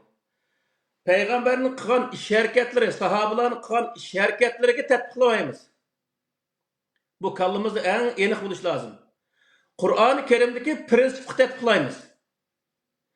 Chunki har bir payg'ambar o'z zamoni va o'z makonidagi jamiyatda bo'layotgan ahvolning o'zini, masalalarning o'zini yani shu zamondagi kitobni, ilohiy kitobniki shu prinsipni tatbiqlash orqali masalani to'g'ri hal qilib, millatni to'g'ri yetaklab mangan bo'lsa, payg'ambar alayhissalomni qanday qilgan degan vaqtda o'ziniki zamoni va o'zining makonidagi masalalarning o'zini Qur'oni Karimdagi shu prinsiplarni tatbiqlash orqali masalani to'g'ri hal qilib mangan. Endi biz kelgan vaqtda degan vaqtda biz payg'ambar qilgan ishni tatbiqlamaymiz. Payg'ambar tatbiqlagan shu prinsipga o'zimizniki jamiyatdagi masalalarni tatbiqlash orqali masalani to'g'ri hal qilishimiz lozim. Ma Ahmadjonniki davomli deydigan gapi bor. Barmoq qarmay, barmoq ko'rsatgan yerga qarash kerak deb. Shunday qilishimiz lozim. Payg'ambar qilgan ish emas, payg'ambar tatbiqlagan prinsipga qarashimiz lozim. Bu yerda. Misal o'tgan degandek sotsializm degan bu ideologiyaning o'zini Karl Marx yozibdi. Yozgandan keyin u odam o'zi o'lib ketgandan keyin u narsa o'tirib chiqib shuni bilan o'zi nurg'un davlatlar uni qabul qildi. Hamma davlat o'xshash qabul qildimi? O'xshash qabul qilmadi. Masalan, Yevropa birinchi sotsialist davlat bo'lgan davlat. Hammasi hozir yarim sotsialist shuning uchun. Sotsializm Yevropada boshlangan aslida. Hammasi o'xshashmi degan vaqtda hozir Hollanda bilan Angliyaniki tuzumlarini selishtirib ko'rsak, nurg'un narsa o'xshamaydi. Masalan, Xitoylik sotsializm bilan Yevropaning sotsializmi o'xshamaydi. Xitoyning sotsializmi bilan Sovetning sotsializmi o'xshamaydi. U Xitoylik bilan Vyetnamlik o'xshamaydi degan vaqt o'xshamaydi. Nima uchun o'xshamaydi? Hammasi bir sotsializm degan vaqtda hammasi sotsializmdan iborat bu tuzumni qabul qilgan bo'lsa-mu, u tuzumga o'zining jamiyatdagi ishlarni tatbiqlash orqali masalani o'z jamiyatdagi masalani hal qilish obyekt qilgan. Uning uchun biz qanday qilishimiz kerak degan vaqtda u Arab mesela payg'ambar alayhisalom o'z zamonida uyan qildi. Undan keyin o'zi xalifalar qildi. Undan keyin o'zi sulolalar, Abbosiya, Umayya sulolasi u yerdagi ishlarni qildi. Shuni tatbiqlash orqali ba'zilarini zot tatbiq qilmay o'ziniki hikoyasi tatbiqlash ishini ajib qilgan bo'lsa, biz degan vaqtda biz ularning ishiga tatbiqlash, ularning ishiga eslash tamoman xato bu. Payg'ambar alayhissalomniki zamonida 25 payg'ambarniki voqealigi qisqagina o'zi, qisqacha Qur'oni Karim zikr qilingan bo'lsa, uniki sahobalar haqida, o falon sahoba anda degan, piston sahoba manda degan, aniq qilgan degan to'g'riliq bir narsa yo'q. Az sondakilarda bo'lmasa yo'q asosan. Payg'ambar alayhissalom hech bir zaman payg'ambar aniq qildi, ma payg'ambar ma'ni qildi, uning sahobalari ma'ni qildi. Biz ash payg'ambar ashni qilganlik uchun biz ashni ishimizni tatbiqlab manda qilishimiz lozim degan bir tal yer bormi? Yo'q. Mush 6 emas 9 kitobning hech birisida payg'ambar alayhissalom Musa alayhissalom anda qildi, tag'in talqon cho'lni bostan qildi. Hech qanday sohada Musa alayhissalom to'g'riliq bir rivoyat so'zlagan, uning sahobalar to'g'riliq rivoyat so'zlagan bundaq bir narsa yo'q. Nima uchun degan vaqtda butun payg'ambarlarning tutgan yo'li ilohiy kitoblardagi prinsiplarga o'zi yashayotgan jamiyatdagi masalalarni selish orqali millatni to'g'ri yetaklash. Bu Qur'oni Karimdagi prinsip bu. Ya'ni Qur'oni Karimdagi va fi Rasululloh uswatun hasana deganning o'zi mushu. Yani payg'ambar nima degan bo'lsa shuni de, payg'ambar nima qilgan bo'lsa shuni qil deganlik emas. Uni hozir qilayotgan odamlar yo'q zaten. Payg'ambar alayhisalom hojat qilgan yerni ko'rib hojat qilgan odamlar bormi? Misol. Payg'ambar alayhisalom kiygan kiyimni kiygan insonlar bormi? Payg'ambar alayhisalom o'zi mingan to'yga mingan insonlar bormi? Urushda payg'ambar alayhisalom ko'targan qilich qalqonni ko'targan insonlar bormi? Yo'q. U vaqtda sen nima uchun yolg'on gapirsan misol? Qilmaygan ishning o'zini nima uchun deysan hadi? U hech bir zaman uni qilish mumkin, lekin mumkinchilikni yaratgan vaqtda biz shu zaman qaytgan bo'lamiz. Faqatla. U kiyimni kiygan vaqtida, u payg'ambar alayhisalom mingan narsalarni mingan vaqtida va payg'ambar alayhisalom urushga etmangan narsalarni urushda ko'targan qilich qalqonni ko'targan vaqtida biz shu 1400 yil burungi zamonga qaytgan bo'lamiz. Hozirgi zamonda masalan 100 ming odam ashunda qilich qalqonni ko'targan 100 ming odamning o'zi bir Pilimutdan 4 tal pilimutni tutgan 4 odamni oldiga kelsa hammasi tugaydi. Bundaq bir narsa endi. Demak, bu nimani o'ldirdisa, o'tgandek degan nimadimi? Har zamonda shu zamandagi o'zi bo'layotgan narsalarning o'zidan foydalanish. Masalan, al-Qivattin va Zaytun degan oyatning o'zidimi nima qildi? Val adiyat zaban degan oyatda. La shahid degan oyat oxirisida bir kelima so'zi bor. La shahid deganning o'zi har inson yoki har o'zi nima millat o'zi shohid bo'lgan jamiyatdagi narsalardan foydalanish. Buni ko'rsatadi. Biz nima shohid bo'lyapmiz hozir bizning zamonimizda raketa, aeroplan misol, tankka, har xil o'zi urush qurollari bor. Demak, Alloh taolo bu yerda nima desa, sen o'zing yashayotgan zamonda shu zamondagi mavjud narsalardan foydalanishing kerak. Dushmanga shu zamondagi mavjud narsalar bilan taqobil tura oladigan kuch-quvvatlar bilan hozirlashing kerak degan gap endi. A'iddu lakum mastata'tum min quwwa degan oyatning o'zi bu. Ama o yerda sen payg'ambar alayhisalomning sunnatini tutdim deb o'tiribsa, o yerda qilich qalqonni ko'tarib yursa, qilich qalqon deganning o'zi nimaga yaraydi hozirgi vaqtda misol?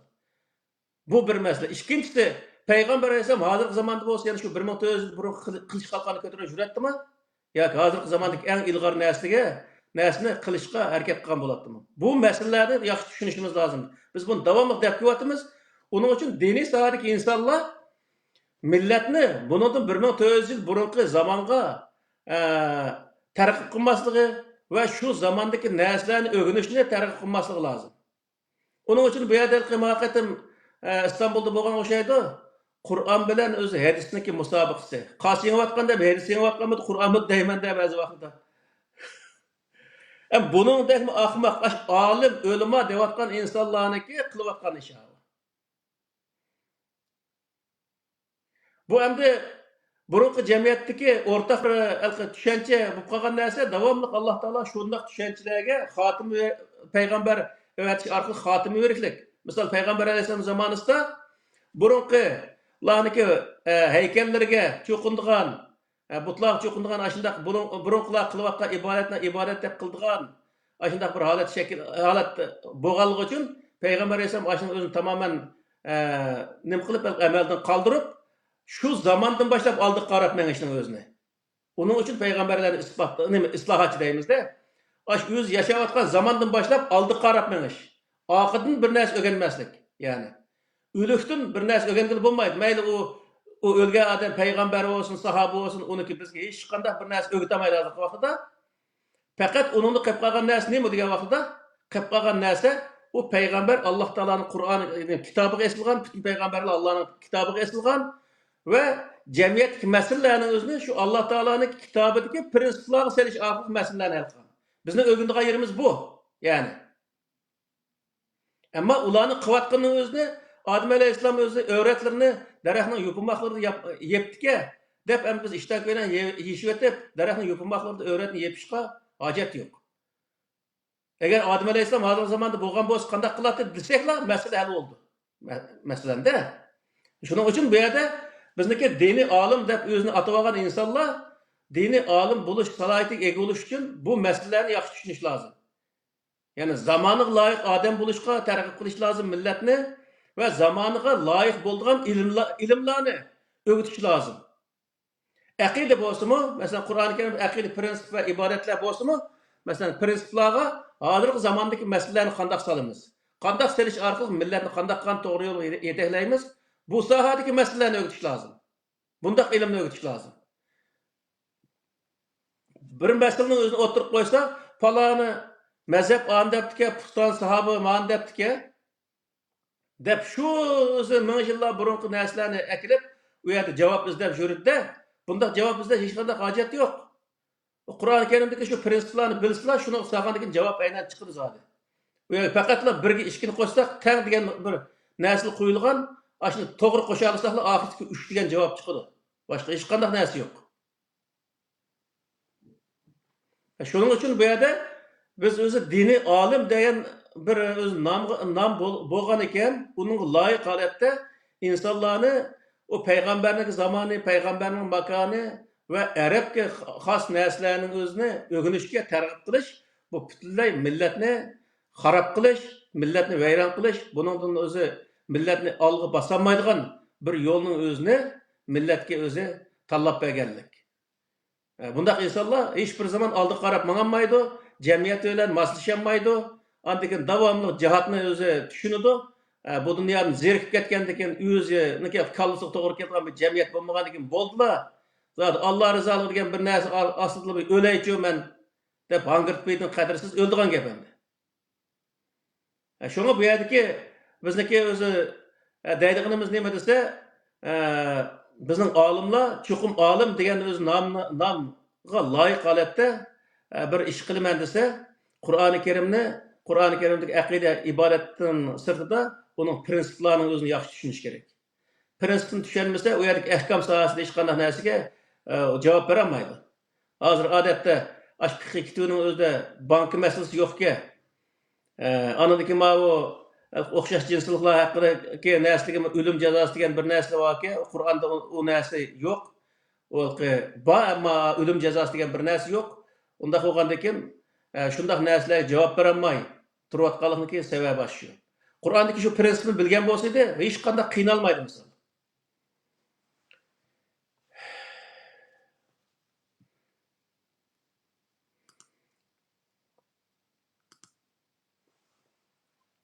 Ya Allah razı olsun Ahmet.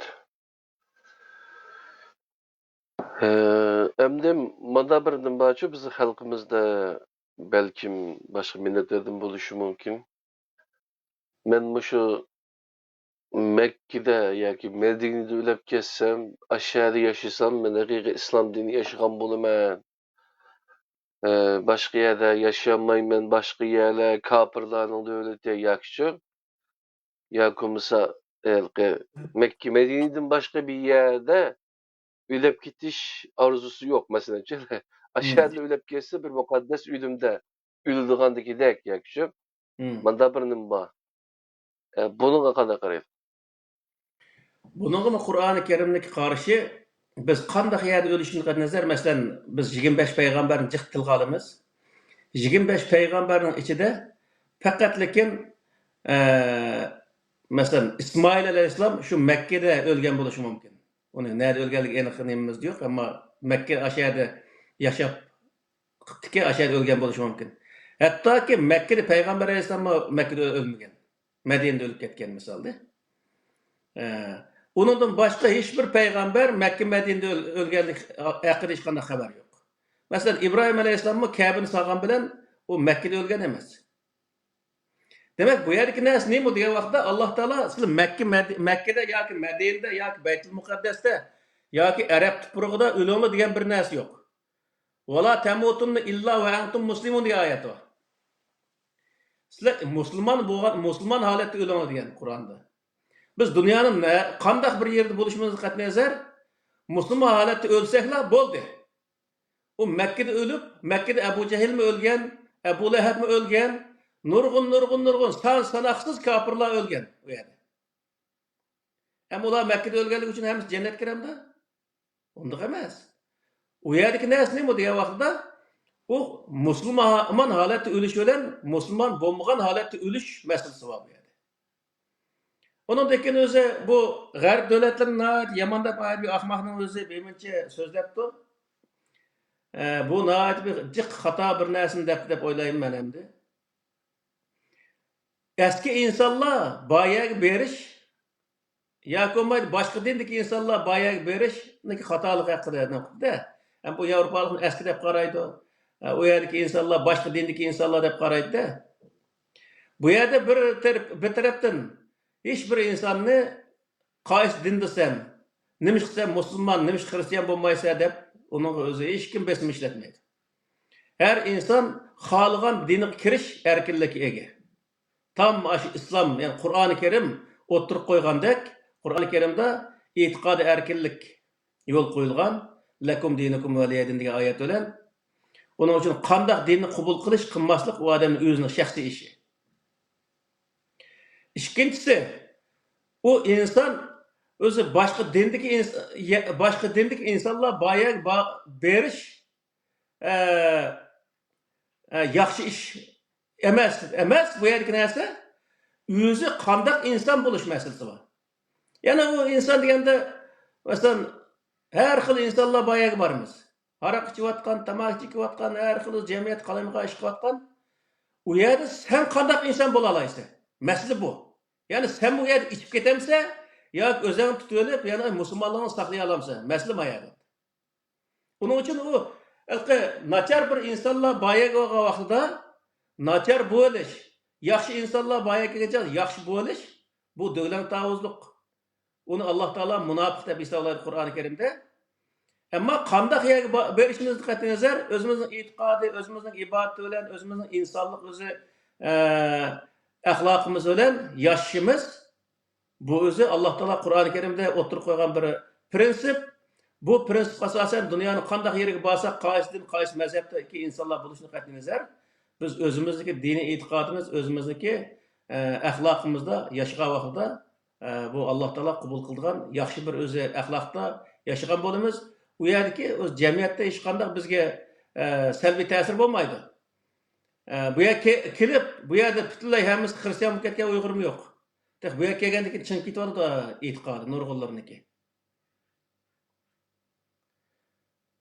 Shuning uchun bu yerda nima degan vaqtda o Mekke Medine'de ölüş meselesi o Kur'an-ı Kerim asas kılan mesele emas. Mekke'de ölemdi, Medine'de ölemdi, ya ki Amerika'da ölemdi, Avrupa'da ölemdi, o hiç qandaq rol oynamaydı. Ama sizniki qandaq insan bulup ölüşün bu Allah Taala'nın aldida hesap tartılgan narsa bu. Sen yaxşı insan bulup öldüңmü yoki yomon insan bulup öldüңmü? Qaysi diniga e'tiqod qilib öldüң? Allah Taala hesapga oladigan narsa bu. Allah Taala qiyomat kuni sen qayerda yashading? Nima qilsa, shu musulmon bu yerda yashamading demaydi.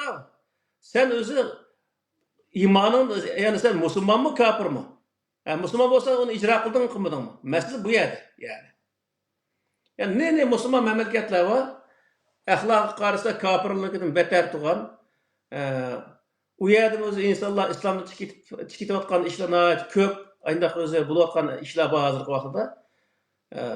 Dunyoning qanday yeriga borsak borayli, dindan tiketimiz desek 1 sekundlik ish. Dinga kirimiz desek 1 sekundlik ish. Allah'ni itiraf qildik, dinga kirdik. Allah'ni inkar qildik, dindan chiqdik. Bu kadar yani.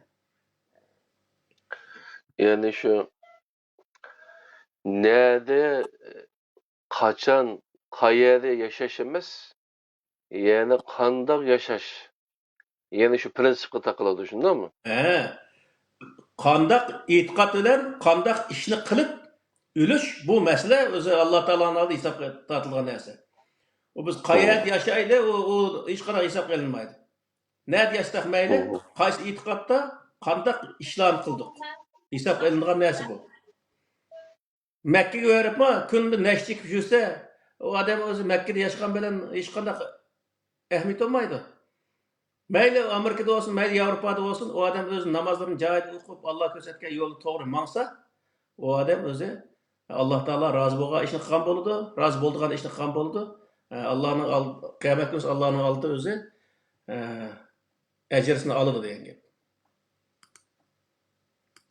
Şoňa Qur'on nima degan hadisdiki, Makkada 2 rakat namoz o'qisa 100 ming rakat namozning savobi bo'ladi ekan. Medinede 2 rakat namaz okusa özü 10 bin rakat namazın savabı oldu iken, Beytül Mukaddes'te 2 rakat namaz okusa 1000 rakat namazın savabı oldu iken diyen gapning özü hemmesi yalgan gap. O namazını Kabe'nin içinde okusun, ya olmaydı. Şu Washington'daki Aksaray'ın içinde okusun, ihlas bilen haqiqiy namazını okusa hemmesi okşaş savab verildi. Zemin Allah'ınki. Kabe'ni Allah yaratıp, o Washington ya Amerika kıtası ya Avrupa kıtasını başka bir narsa yaratgan bir iş yok.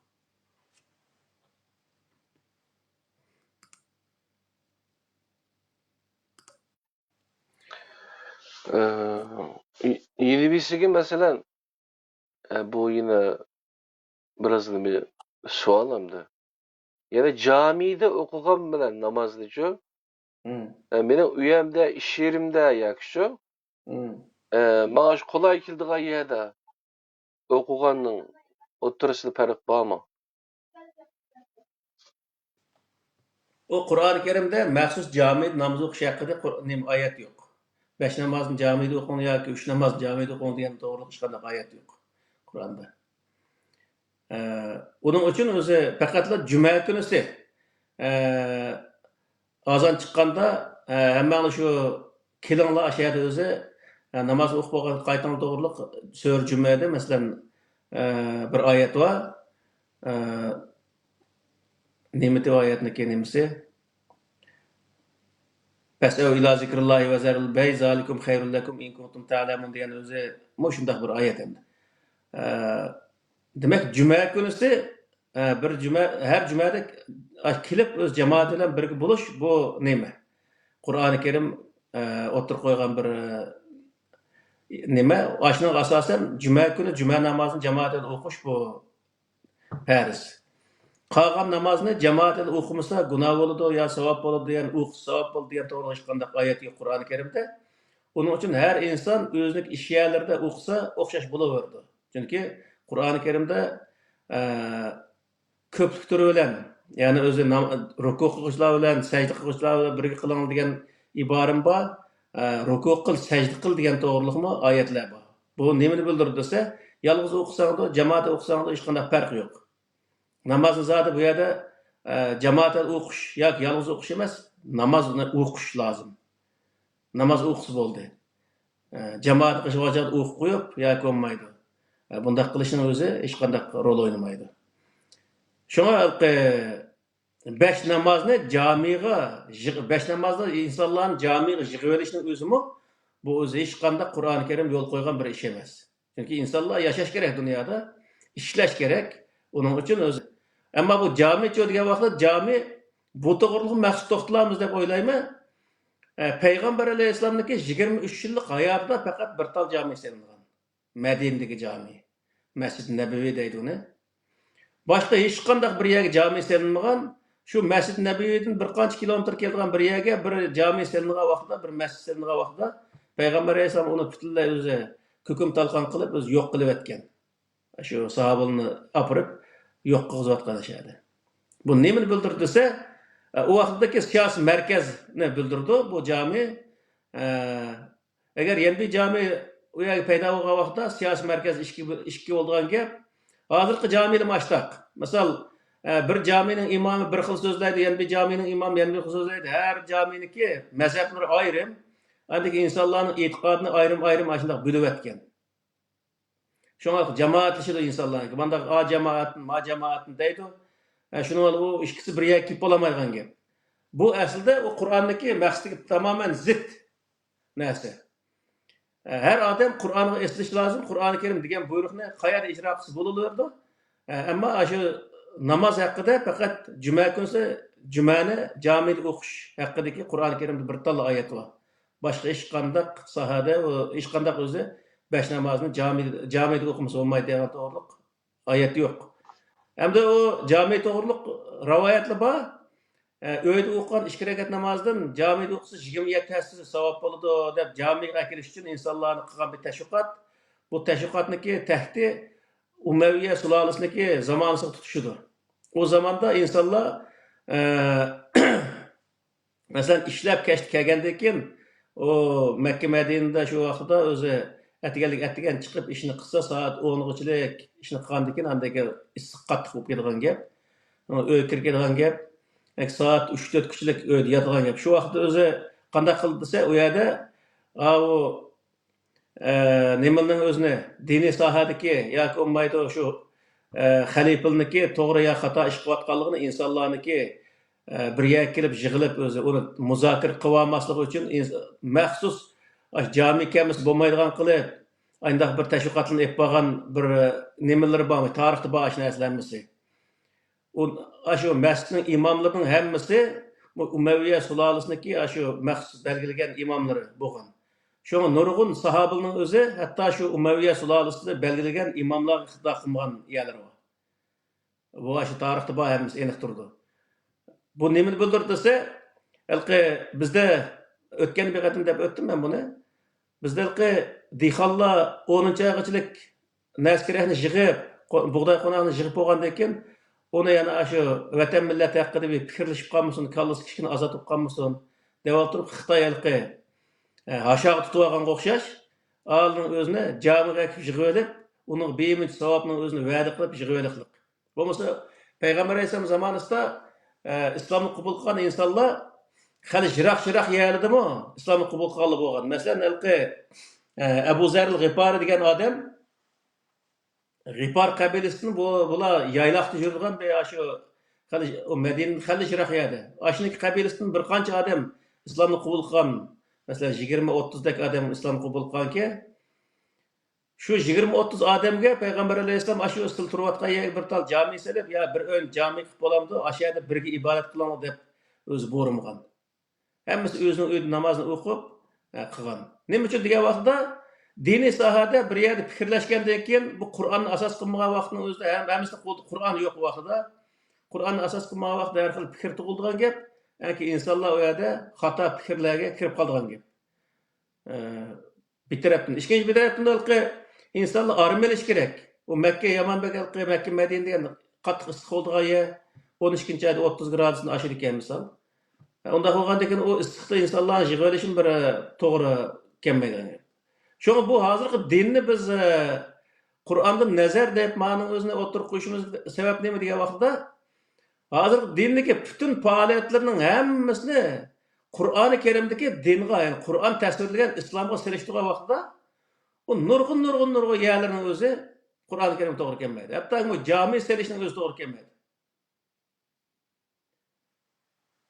Şoň bu halky jamide okugan namaz bilen yig'inchoqlagan vaqtida öýde okugan ýa-ki bolmaýdy iş ýerinde okugan namazdan hiç qanday farky ýok. Onuň halky alayp sawap boldyky diýişlik hiç qanday haýaty ýok. Yani Qur'oni Kerimde undaq näse wäde kılıngan emas. Yeni birisi mesela mektep salyman yoki tejribexana deyli mesela yoki bo'lmasa shu mektep ballarni ilm fanga qiziqtiradigan yoki bo'lmasa Uyg'ur medeniyet uyi deyli yoki bo'lmasa ish qilib o'zimizningki milliy kimligimizni saqlab qolishga aloqador madana yerligi mana maktabligi hozir kelgusi Turkiyada meni balkim 30-40 yıl, 50-60 yıl olganda Uygurlar bir şeylik yaşayan için. Şunu yansın bir Uygur'un bir mektebi, bir üniversitesi bulmaktan için. Nurgun bayılım ütep tabi yer için. Ama camilerimiz selişimi asan bulmaktı.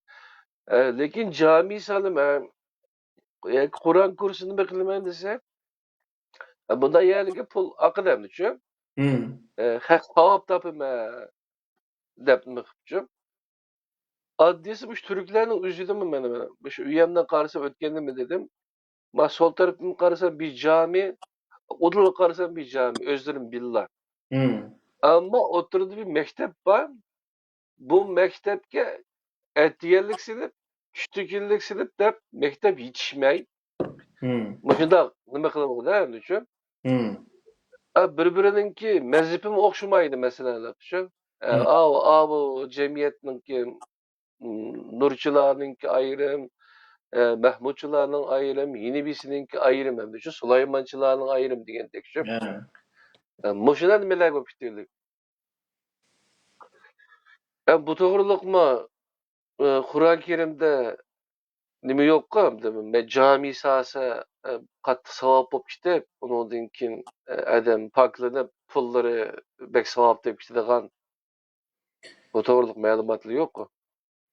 Ya Qur'oni Kerimde burul dep ötdük onu biz. Qur'oni Kerim ibadatni asas qılmagan, ilimni asas qılgan kitap. Yani bunun asasen ilim merkezleri, yani bilim yurtları seliş bu nahayet yaxşı iş. Misal, meclis sağandın medeniyet merkezi seliş bu nahayet yaxşı iş. Ne için diye vaxtada medeniyet merkezi sağa vaxtada o medeniyet merkezinin içinde namaz okuyduğanlarını okuyalaydı. Namaz okuyalaydı bir bulun koyar, okuyası buluverdi. Okumaydıganlarını kiralaydı. Namaz okuyduğan, okumaydıgan her xil mezheplik insanlar şuya kilip, fikirleşip, birbirine düşünüşüp, onundaki öz doğrusunu tapalaydı. Hem de bir medeniyet merkezinin özüne camiye aylandırış diyenin özü, keng bir dairinin özünü apırıp, tar bir dairelik nesine aylandırış diyen gibi bu. O yerinin özüge namaz okuyduğun adam kirdi, başka adam kirmeydi. Andaki milleti bulup biz Uygur milletine kelgen vaxtida Uygur milleti bir yerge aşında nesine selişkip kalsa, asla özü meşit kılmay medeniyet merkezi kılış gerek. Medeniyet merkezi kılınca zaten o medeniyet merkezindeki bay degen gidek bir yerlerde bir namaz okuyduğun adamı okuyverdi. O yerde her xil özümüzün milli kimligiga dair faaliyeti kılındı.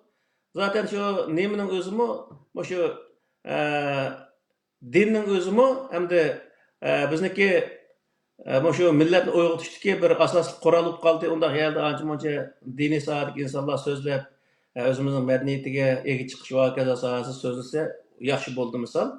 Shuning uchun bu jami sahani o'rniga medeniyet merkezleri, ilim yurtlari selish kerak. Qandaq bir davlatda hozir tarixdan bu shundaq. Masalan, Yevropada mı şu qancha deydi?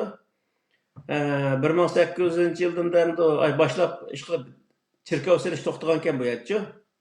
Hozir chirkovlar qarasa hammasi eski chirkovlar. 100 yillik, 150 yillik bo'lgan eng yengisi. Unda chirkovda. Onundan keyin nimaga ahamiyat berganda hozir şu İstanbulda sil deganga o'xshash, oldinlar qarshi bir jami, oxirlar qarshi bir jami, o'ng qarshi bir jami, sol qarshi bir jami shundaq o'zi.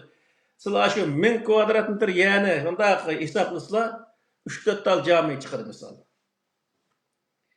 ayında cami çıkıp gidip mektep kelgan chog'da jiq emas.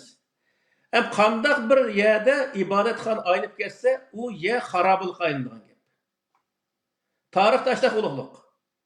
Nima uchun degan vaqtida ikkinchi, uchinchi xudolar paydo bo'lib qo'ygan, ilohlar paydo bo'lib, u molla o'zini ilohlashtirib, insonlarni tamoman monopol qilib, o'ziniki nimasining o'zini shu ilqi topini otib millatga, andiki millatni qanni sho'raydigan bir narsaga aylanaylik.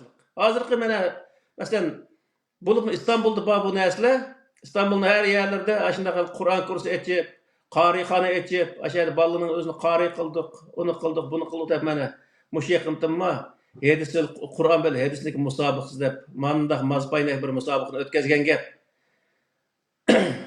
Mushkullarda, yana mushu 21-asrning o'zida aşı narsani o'tkazib, yani 1400 yil burunqi bir hikoyaning o'zini, hadis deb ash hikoyaning o'zini insonlarga o'rgatib, ashni bilim deb ashayat jugandan keyin endi bu insonlardan qandaq bir umid kutib oldi misol.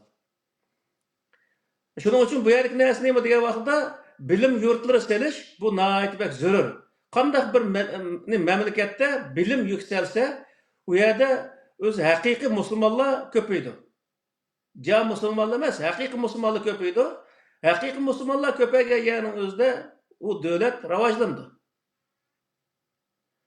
Yani hozirgi vaqtda biz Turkiyadagi mollarim deyapti.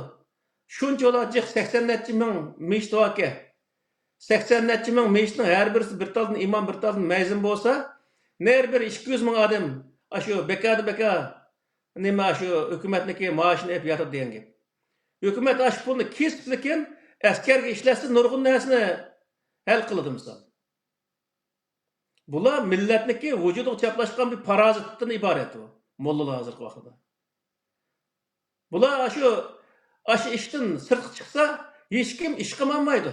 Bir oshxonaga junda to'kilib ish qilmaydi unday odamni. Shunchalik ishga yaramaydigan bir insonlar oniki millatning oldiga chiqib, millatning yetakchisi bo'lishlik. Bu yetakchi bo'lish uchun o zamonini tushundigan, makonini tushundigan, xalqaro siyosat, xalqaro o'zi vaziyatni tushundigan millatni ashini qarta o to'g'ri yetaklab mang'alaydigan bir saviya bo'lish kerak unda. Biz qanday siyosat qanday qilamiz? Shapida hech kitini ochidi. Payg'ambar alayhisalom Hudaybiya sulhida andaq-mandaq siyosat etmaymiz, andaq-mandaq. Hudaybiya sulhi qachon bo'lgan? Hozir qachonqi zamon? Mandaq to'rt taraf qarab, "Men hozir siyosat mandaq, dunyo siyosati mandaq bo'ldi. Dunyoda hozir mandaq ishlar o'z yuz beryapti. Buning uchun biz siyosiy jihatdan mandaq ishlar qilishimiz lozim." deydigan sohada javob beradigan odam yo'q mollaning orasida. Ama onu sen bilmeysen dese, o hemen bilgan tutsam sen neymiş ki beni bilmeyse, debleki o bilmeyse adamın özünü kafir, murtet, murci, işkıl, dünya demeyen gibi yok. Hemen deydi onu. Tehdit sal tehi, öldürme, çapam dedi tehi.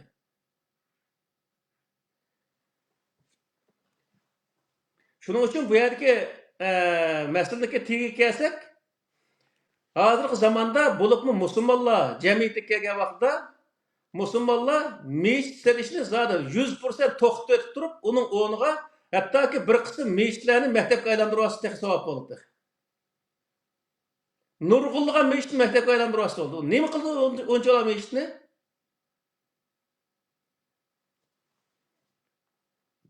Maktabga aylantirib atgan vaqtda bolalar keng tasha o'qigan vaqtda masalan har xil tajriba qildi deymiz. Ashundaq o'rinlarni bana qilgan vaqtda u bolalar har narsani tajriba qilish orqali davlatga ilm jihatda hasib qo'shadigan gap, andaki nurg'un narsani kashf qiladigan gap, shuning bilan o'zi davlatga yangi narsalarni ijod qilish orqali davlat taraqqiyotini yuksaltiradigan gap. U davlatniki yuksalishi faqat ilm bilan bo'ladigan narsa. Qur'oni Karimda Anqaza Zahraka degan bir oyat bor. So'rdi. Anqaza Zahraka deganning o'zi biz siniki ustunga shunday eg'ir yüklengen şu yükünün özüne biz özü yeniklettik deydi. Nima arqılık yenikletti Allah Teala? Onu perişte arqılık Peygamber Aleyhisselam dümbüsteki tağanı elevetti mi? Peygamber Aleyhisselam'daki üstteki yük nimet edilse cemiyetine doğru yolu yetekleştiğine ibaret nahit eğir bir vazif vardı. O vazifani Allah Taala qanday usul bilan yangilatdi? Qur'oni Karimni evatish orqali ilm bilan yangilatdi yani. Peygamber Aleyhisselam Qur'oni Karimdan iborat bu ilm orqali jamiyatdagi masalalarni hal qilib, o jamiyatni to'g'ri yo'lga yetaklab, jamiyatni qutqazdi. Yani bu yer nima degan vaqtda insoniyatni qutqizadigan narsa ibodat emas, ilm. Uning uchun Qur'oni Karimda nima deydi desa, ibodat sohasida bir tal yerda nafl ibodat qilish haqida nima yo'q, oyat yo'q. Bir tal yerda yo'q u nafl ibodat. Ammo ilmni cho'disa, ilmni o'zi o'qimamizlar, tafakkur qilmamizlar, o'ylanmamizlar, o'z oqibatini qilmamizlar, ko'k ming yerda bor shuni o'zi. Nima uchun shunchalar ko'p tilga oladi? Chunki o'qish, tafakkur qilish bu nihoyat o'zi muhim bir narsa. Aşında qavaqda cəmiyyətin aqıt qalmaydı insanlar, onundaki özüneki insanlığının özünü saqlab qalardı. Hazır biz neyim üçün Uyghur milletinin özü, biz tüzük bir başqa insanlığın arası insandək sanalmayımız. Öz vaxtında bütün Otur Asiyanın özü, xoş hocam dep turgan Uyghur milleti, bugün kunlar kelgan çağda hiç birisi köz gelmaygan bir halat tushib qaldık. Çünki biz özümüzni qo'g'dayolmadik. Xurafiga ishondik. Xurafini din qildik, shuni aqitni mangdik. Ahirsi bu kuniga tushdik. Özümüzni qutqizib, bayrog'imizni vatanimizga qadg'an bo'lsak, u vaqtda hammasi Uyg'ur desak, hammasi bilatdi, hammasi o'z loyiqimizda hurmatimizni qilatdi. Hozir ishdan xar po'xtin ses qilmay yashaymiz dunyoda. Shuning uchun bu yerga narsa nima desa, hozir biz Qur'oni Karim makon xosmi degan bu bir nimadan chiqargan shunday jiq mazmunlar bor, nihoyat oz bir qismi degan bo'lishimiz mumkin. Har sohada, mayli o'qitish sohasi bo'lsin, mayli ibodat sohasi bo'lsin, mayli o'zi yashash sohasi bo'lsin, buning hammasiga bir makon kerak. U makonning o'zida uni nihoyat muhim, nihoyat zarur bo'lgan makonlar bo'ldi, bek zarur bo'lmaydigan makonlar bo'ldi. Misol, hozirgi vaqtda jami qilish hech qanday zaruriyati yo'q. Hamma odam namozni uyda o'qisa bo'laverdi. Zaten imomning keragi yo'q bizga. O imamның ақысын намаз оқып, o namazın qabul bo'lishiga hech kim ishonmaydi. Onundan ko'ra uyda o'qigan yaxshi. Onundan ko'ra shu o'zi jami saqanning o'rniga maktab selib, bolalarning o'zini haqim to'naydigan, ya'ni o'zining ilmi bilan haqiqatni to'naydigan bunday holatni shakllantirish bu nihoyat muhim. Bu narsa hammasi nima bo'ldi? Ilm fan bo'ldi. Nurg'un odamlar, mana shu bizniki Londondan bor bu odamlar bir qism Şu neminning o'zi şu bir qancha zamondan keyin dinni yo'qolib ketdi ekan. To'g'ri, xurafiy dinni hammasi oxirida paypoq bo'lib qolib qoladi. Bu adam ayg'irimiz o'tmaydi u xurafiy o'zi shu o'ydirilgan dinga. Ammo haqiqiy din davom qildi. Buning bizning ishonchimiz komil. Chunki nima uchun degan vaqtda haqiqat davomli o'zini saqlab keladi va davomli u davomlasha oladi. Chunki uning eti haqiqat. O zamanın terakkiyatı, ya zaman özü, naat bek özü, qalaymakam bo'lib ketsin, xurofiylik ketsin, o haqiqat yo'qolib ketgan narsa emas. Haqiqat o'zining haqiqatligini saqlab turadigan narsa, kimki o haqiqatni shunday tunigan hamon, uni amal qilgan hamon, u o'zini yuksaltadi. Yani haqiqat insoniyatni inson qilish uchun, haqiqiy bir inson qilish uchun Alloh taolo tushirgan bir narsa, uning insonlar amal qilgan hamon haqiqiy insonlikka qayta oladi. Özünün izzet obro'yi, her narsani o'zini shu haqiqat orqali topa oladi degan. U haqiqatni topadigan yer nima? Degan vaqtda o'qish bilan topa oladi. O'qish nima bo'ldi? Maktabda bo'lgan narsa. Uning uchun biz maktab desa, o Qur'on kursi, o rivoyat o'qiydigan undaq maktab emas. Hozir zamonaviy ilm fan o'qiydigan maktablar. Bo'lish lozim. Shuni bu maktab selish, bundaq tecrübe kalırsanız, o meclis sağlandı, neticesi evzel bir iş. O meclis selişin zaten ehemmiyeti yok. O etrafımızda min yer meclis olsa, yani topıga meclisine dönüp meclis seliş neymi acayip var mısın? Şunun için makam diye vaxtda, bu şundak uğurların hemmesini tasavvur kılan vaxtda, onunki muhimliğini nazar tutalışımız lazım. Onun özü, mesela, muhim narsa nima degan vaqtda hozirgi vaqtda eng muhim narsa ilm o'qiydigan maktabda bo'ladi. Məktəb özü heç bir zaman meclisdə undaq ilm oqulmaydı. Meclisdə oxusaq nə boladı? Namazın özünü öydə oxusaq nə boladı? Heç qanday fərq yox. Şuning uchun bu yerda Payg'ambar alayhisalom ashtaq dedi. Payg'ambar alayhisalom uy meclisda o'qadiga meclis chiqmay nima ish qiladi endi? Shunga biz bundaq yerga kelgan vaqtida Qur'onniki asosi ilm. İlim o'qish. Yani Qur'on birinchi tushgan oyatmi Iqra bismi robbikallazi xalaq degan oyat tushgan.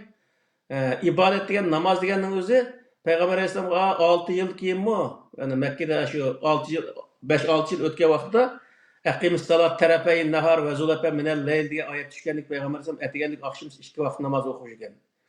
Keyin aqimis salat liduluki shams ila ghasaqil layl degan oyat tushgandan keyin peshimni qo'shgan, shuni 3 rakat 3 vaqt namoz o'qigan. Onun da başka bir Peygamber Efendimiz keç nafil namaz okup oltuğan bundak bir riya yok. Peygamber Efendimiz keç 5'ini namazını kötemegen bolsa, o 23 yılın içinde aşınca olan çoğun işini kim kılıdı şu vakıda? Şunun için bu yerde bizdeki ibadetni Allah Teala buyurgan kısak boldu. Artık kılış kışkandak Allah Teala'nın özü keç gündüz ibadet kısak Allah Teala'nın beyti atılan bir iş yok. Hem insaniyetini hem kutkuzanmaydı o keç ibadet kılışının özü. Onun için o'qishimiz nihoyat muhim. O'qiydigan o'rinlarni, ya'ni zamonaviy o'qishlarni o'qiydigan o'rinlarni silish u har bir millatniki nihoyat zarur bir ishlari. Shuning uchun zarur bo'lgan, vazifa bo'lgan bundaq narsani qilmay, nafliga o'xshash qilmasin bo'ladigan ishlarni qilishga hech qanday hojat yo'q. Mayada misol maktab bolalar namozni maktabda o'qiydi. Ota-ona meclisga berib o'qimaydi-ki. Bo'ldi ekan o'sha yerda o'qisiz mana. Xo'sh. Allah razı olsun. Yani bazı aralarda bazı sözlerde herkes başkalarının yoki mollalarning chiqib olish niyatimiz yo'q hamda millatninki Qur'ondagi eng muhim bo'lgan ilmga yurish qilish, ilm bilan yurish qilish bu jihatda bakroq nim bo'lsin degan niyatida deyapmiz. Allah razı olsun. Ahmetcan kardeşim başka bir suallar var mı ya?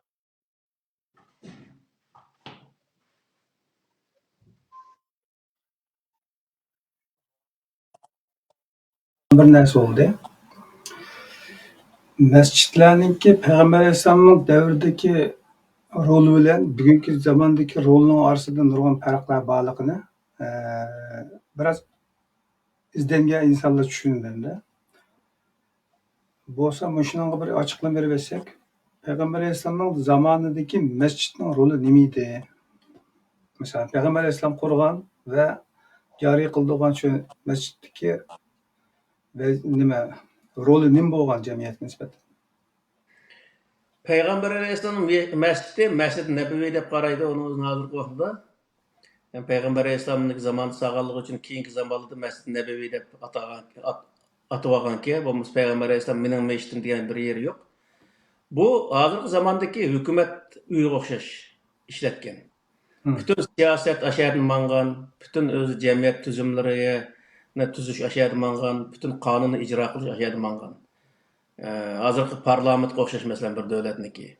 Onun için Peygamber Aleyhisselam zamanında o mescidin biraz jiroq bo'lgan yerga yangi mescid salıngan vaqtda markaz ish ko'p qolganligi bo'lganligi uchun Peygamber Aleyhisselam o mescidning o'zini Qur'onda bor mescid zirar deb ataydi Qur'on.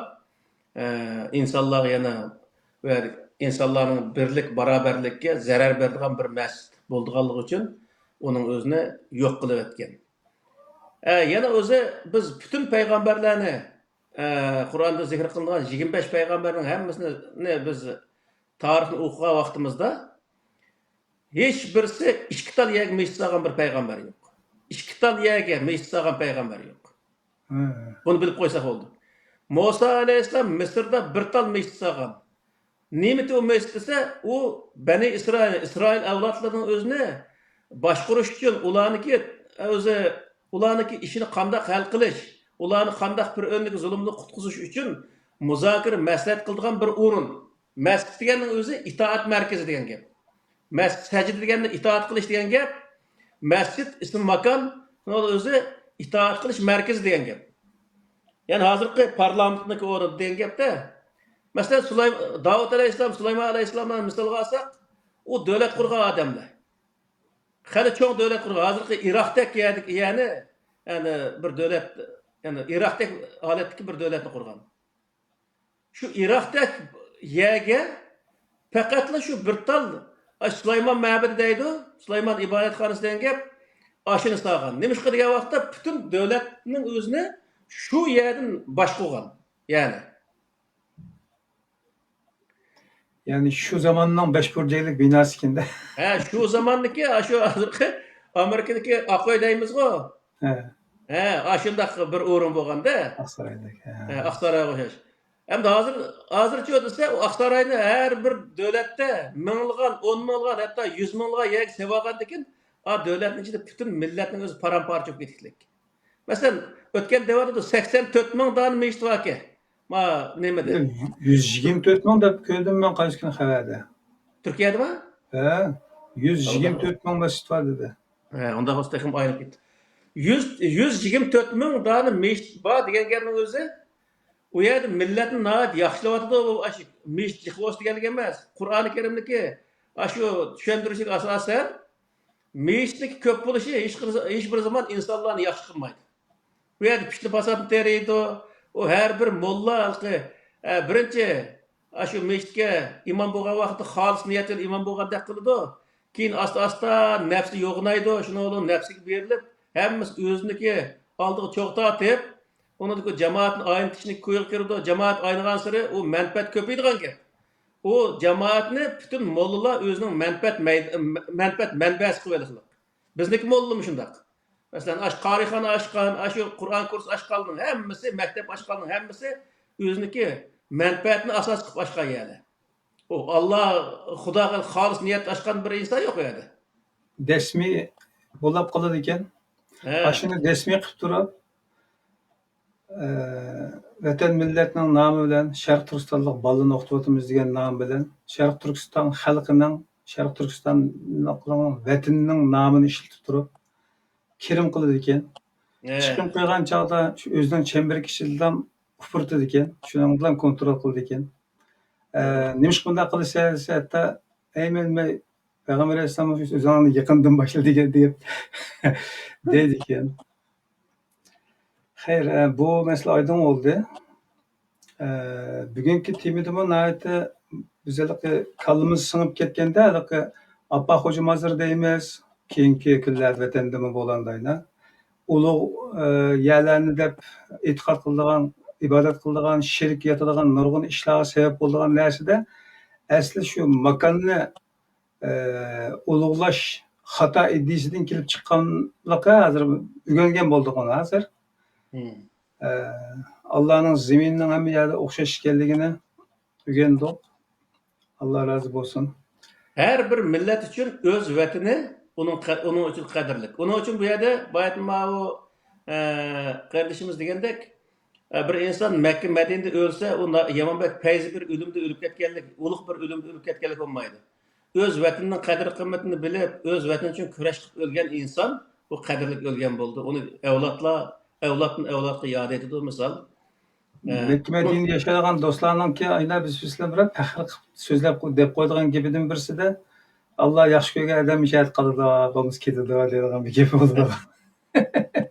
O Allah yaxshi ko'rgan, Allah qanday odamni yaxshi ko'rdi desa, inna akramakum indallahi atqakum degan. Xato ish qilmagan, to'g'ri ish qilgan insonni Alloh taolo o'zi yaxshi ko'rdi ekan. Uni hurmatga sazovor bo'ldi undaq insonlar. Unda qilgandan keyin demek Allah bu yerden de biz to'g'ri ish qiling deylik. To'g'ri ish davomli insonni yaxshi natijaga oldirgan gap. Bütün peygamber Mekke Medine'de tug'ilmagan, mesela 25 peygamberning boy degandek ikkisi Mekke va Medine'de vafot bo'lganlik, qolganning hammasi sirtda. Musa alayhissalomning qabrisini topib olmaydi, Qizilqumning atrofida bir yer o'lib ketdi deb hozir shu yerga binasini tiklab olgan bo'lsa kerak. Demek ki bu yerdagi masala nima degan vaqtda qayerda o'lish masalasi emas, qanday ish qilib o'lish masalasi bu muhim. Abiyatin sizlar deb o'tib ketdilar, barmoq qarab turib olmay, barmoq ko'rsatgan nuqta qarash. Buni taxminan ilmiylash turgan vaqtida ko'rsatkichiga emas, ko'rsatilgichiga qara degan prinsipni tushunmaganligi uchun insonlarimiz shu makonni ulug' qilgan Qur'onni tashlab qo'yib, makonga eslab olgan gapda. Mishalda mana shu o'xshash xatolik. Albatta. Boshdan oyoq ko'rilayotgan xatoligimiz biz buni. To'g'ri. Mening so'zim tugadi. Qarindoshlarimiz boshqa gap bo'lsa deyishsam bo'ldi, men chekindim. Yeni bir ayet var ki yeryüzü silahı mescit kılındı degan aşını qanday tushunamiz? Albatta, u qayerda namoz o'qisang bo'laver degan gapda. Hamda u namozga tatbiq qilgan vaqtida. Uni maxsus bir jami selib, uning ichida o'qisang bo'ldi degan gap emas. Dunyoning qanday yerda bo'lsa namoz o'qisa bo'laver degan ma'no chiqdi.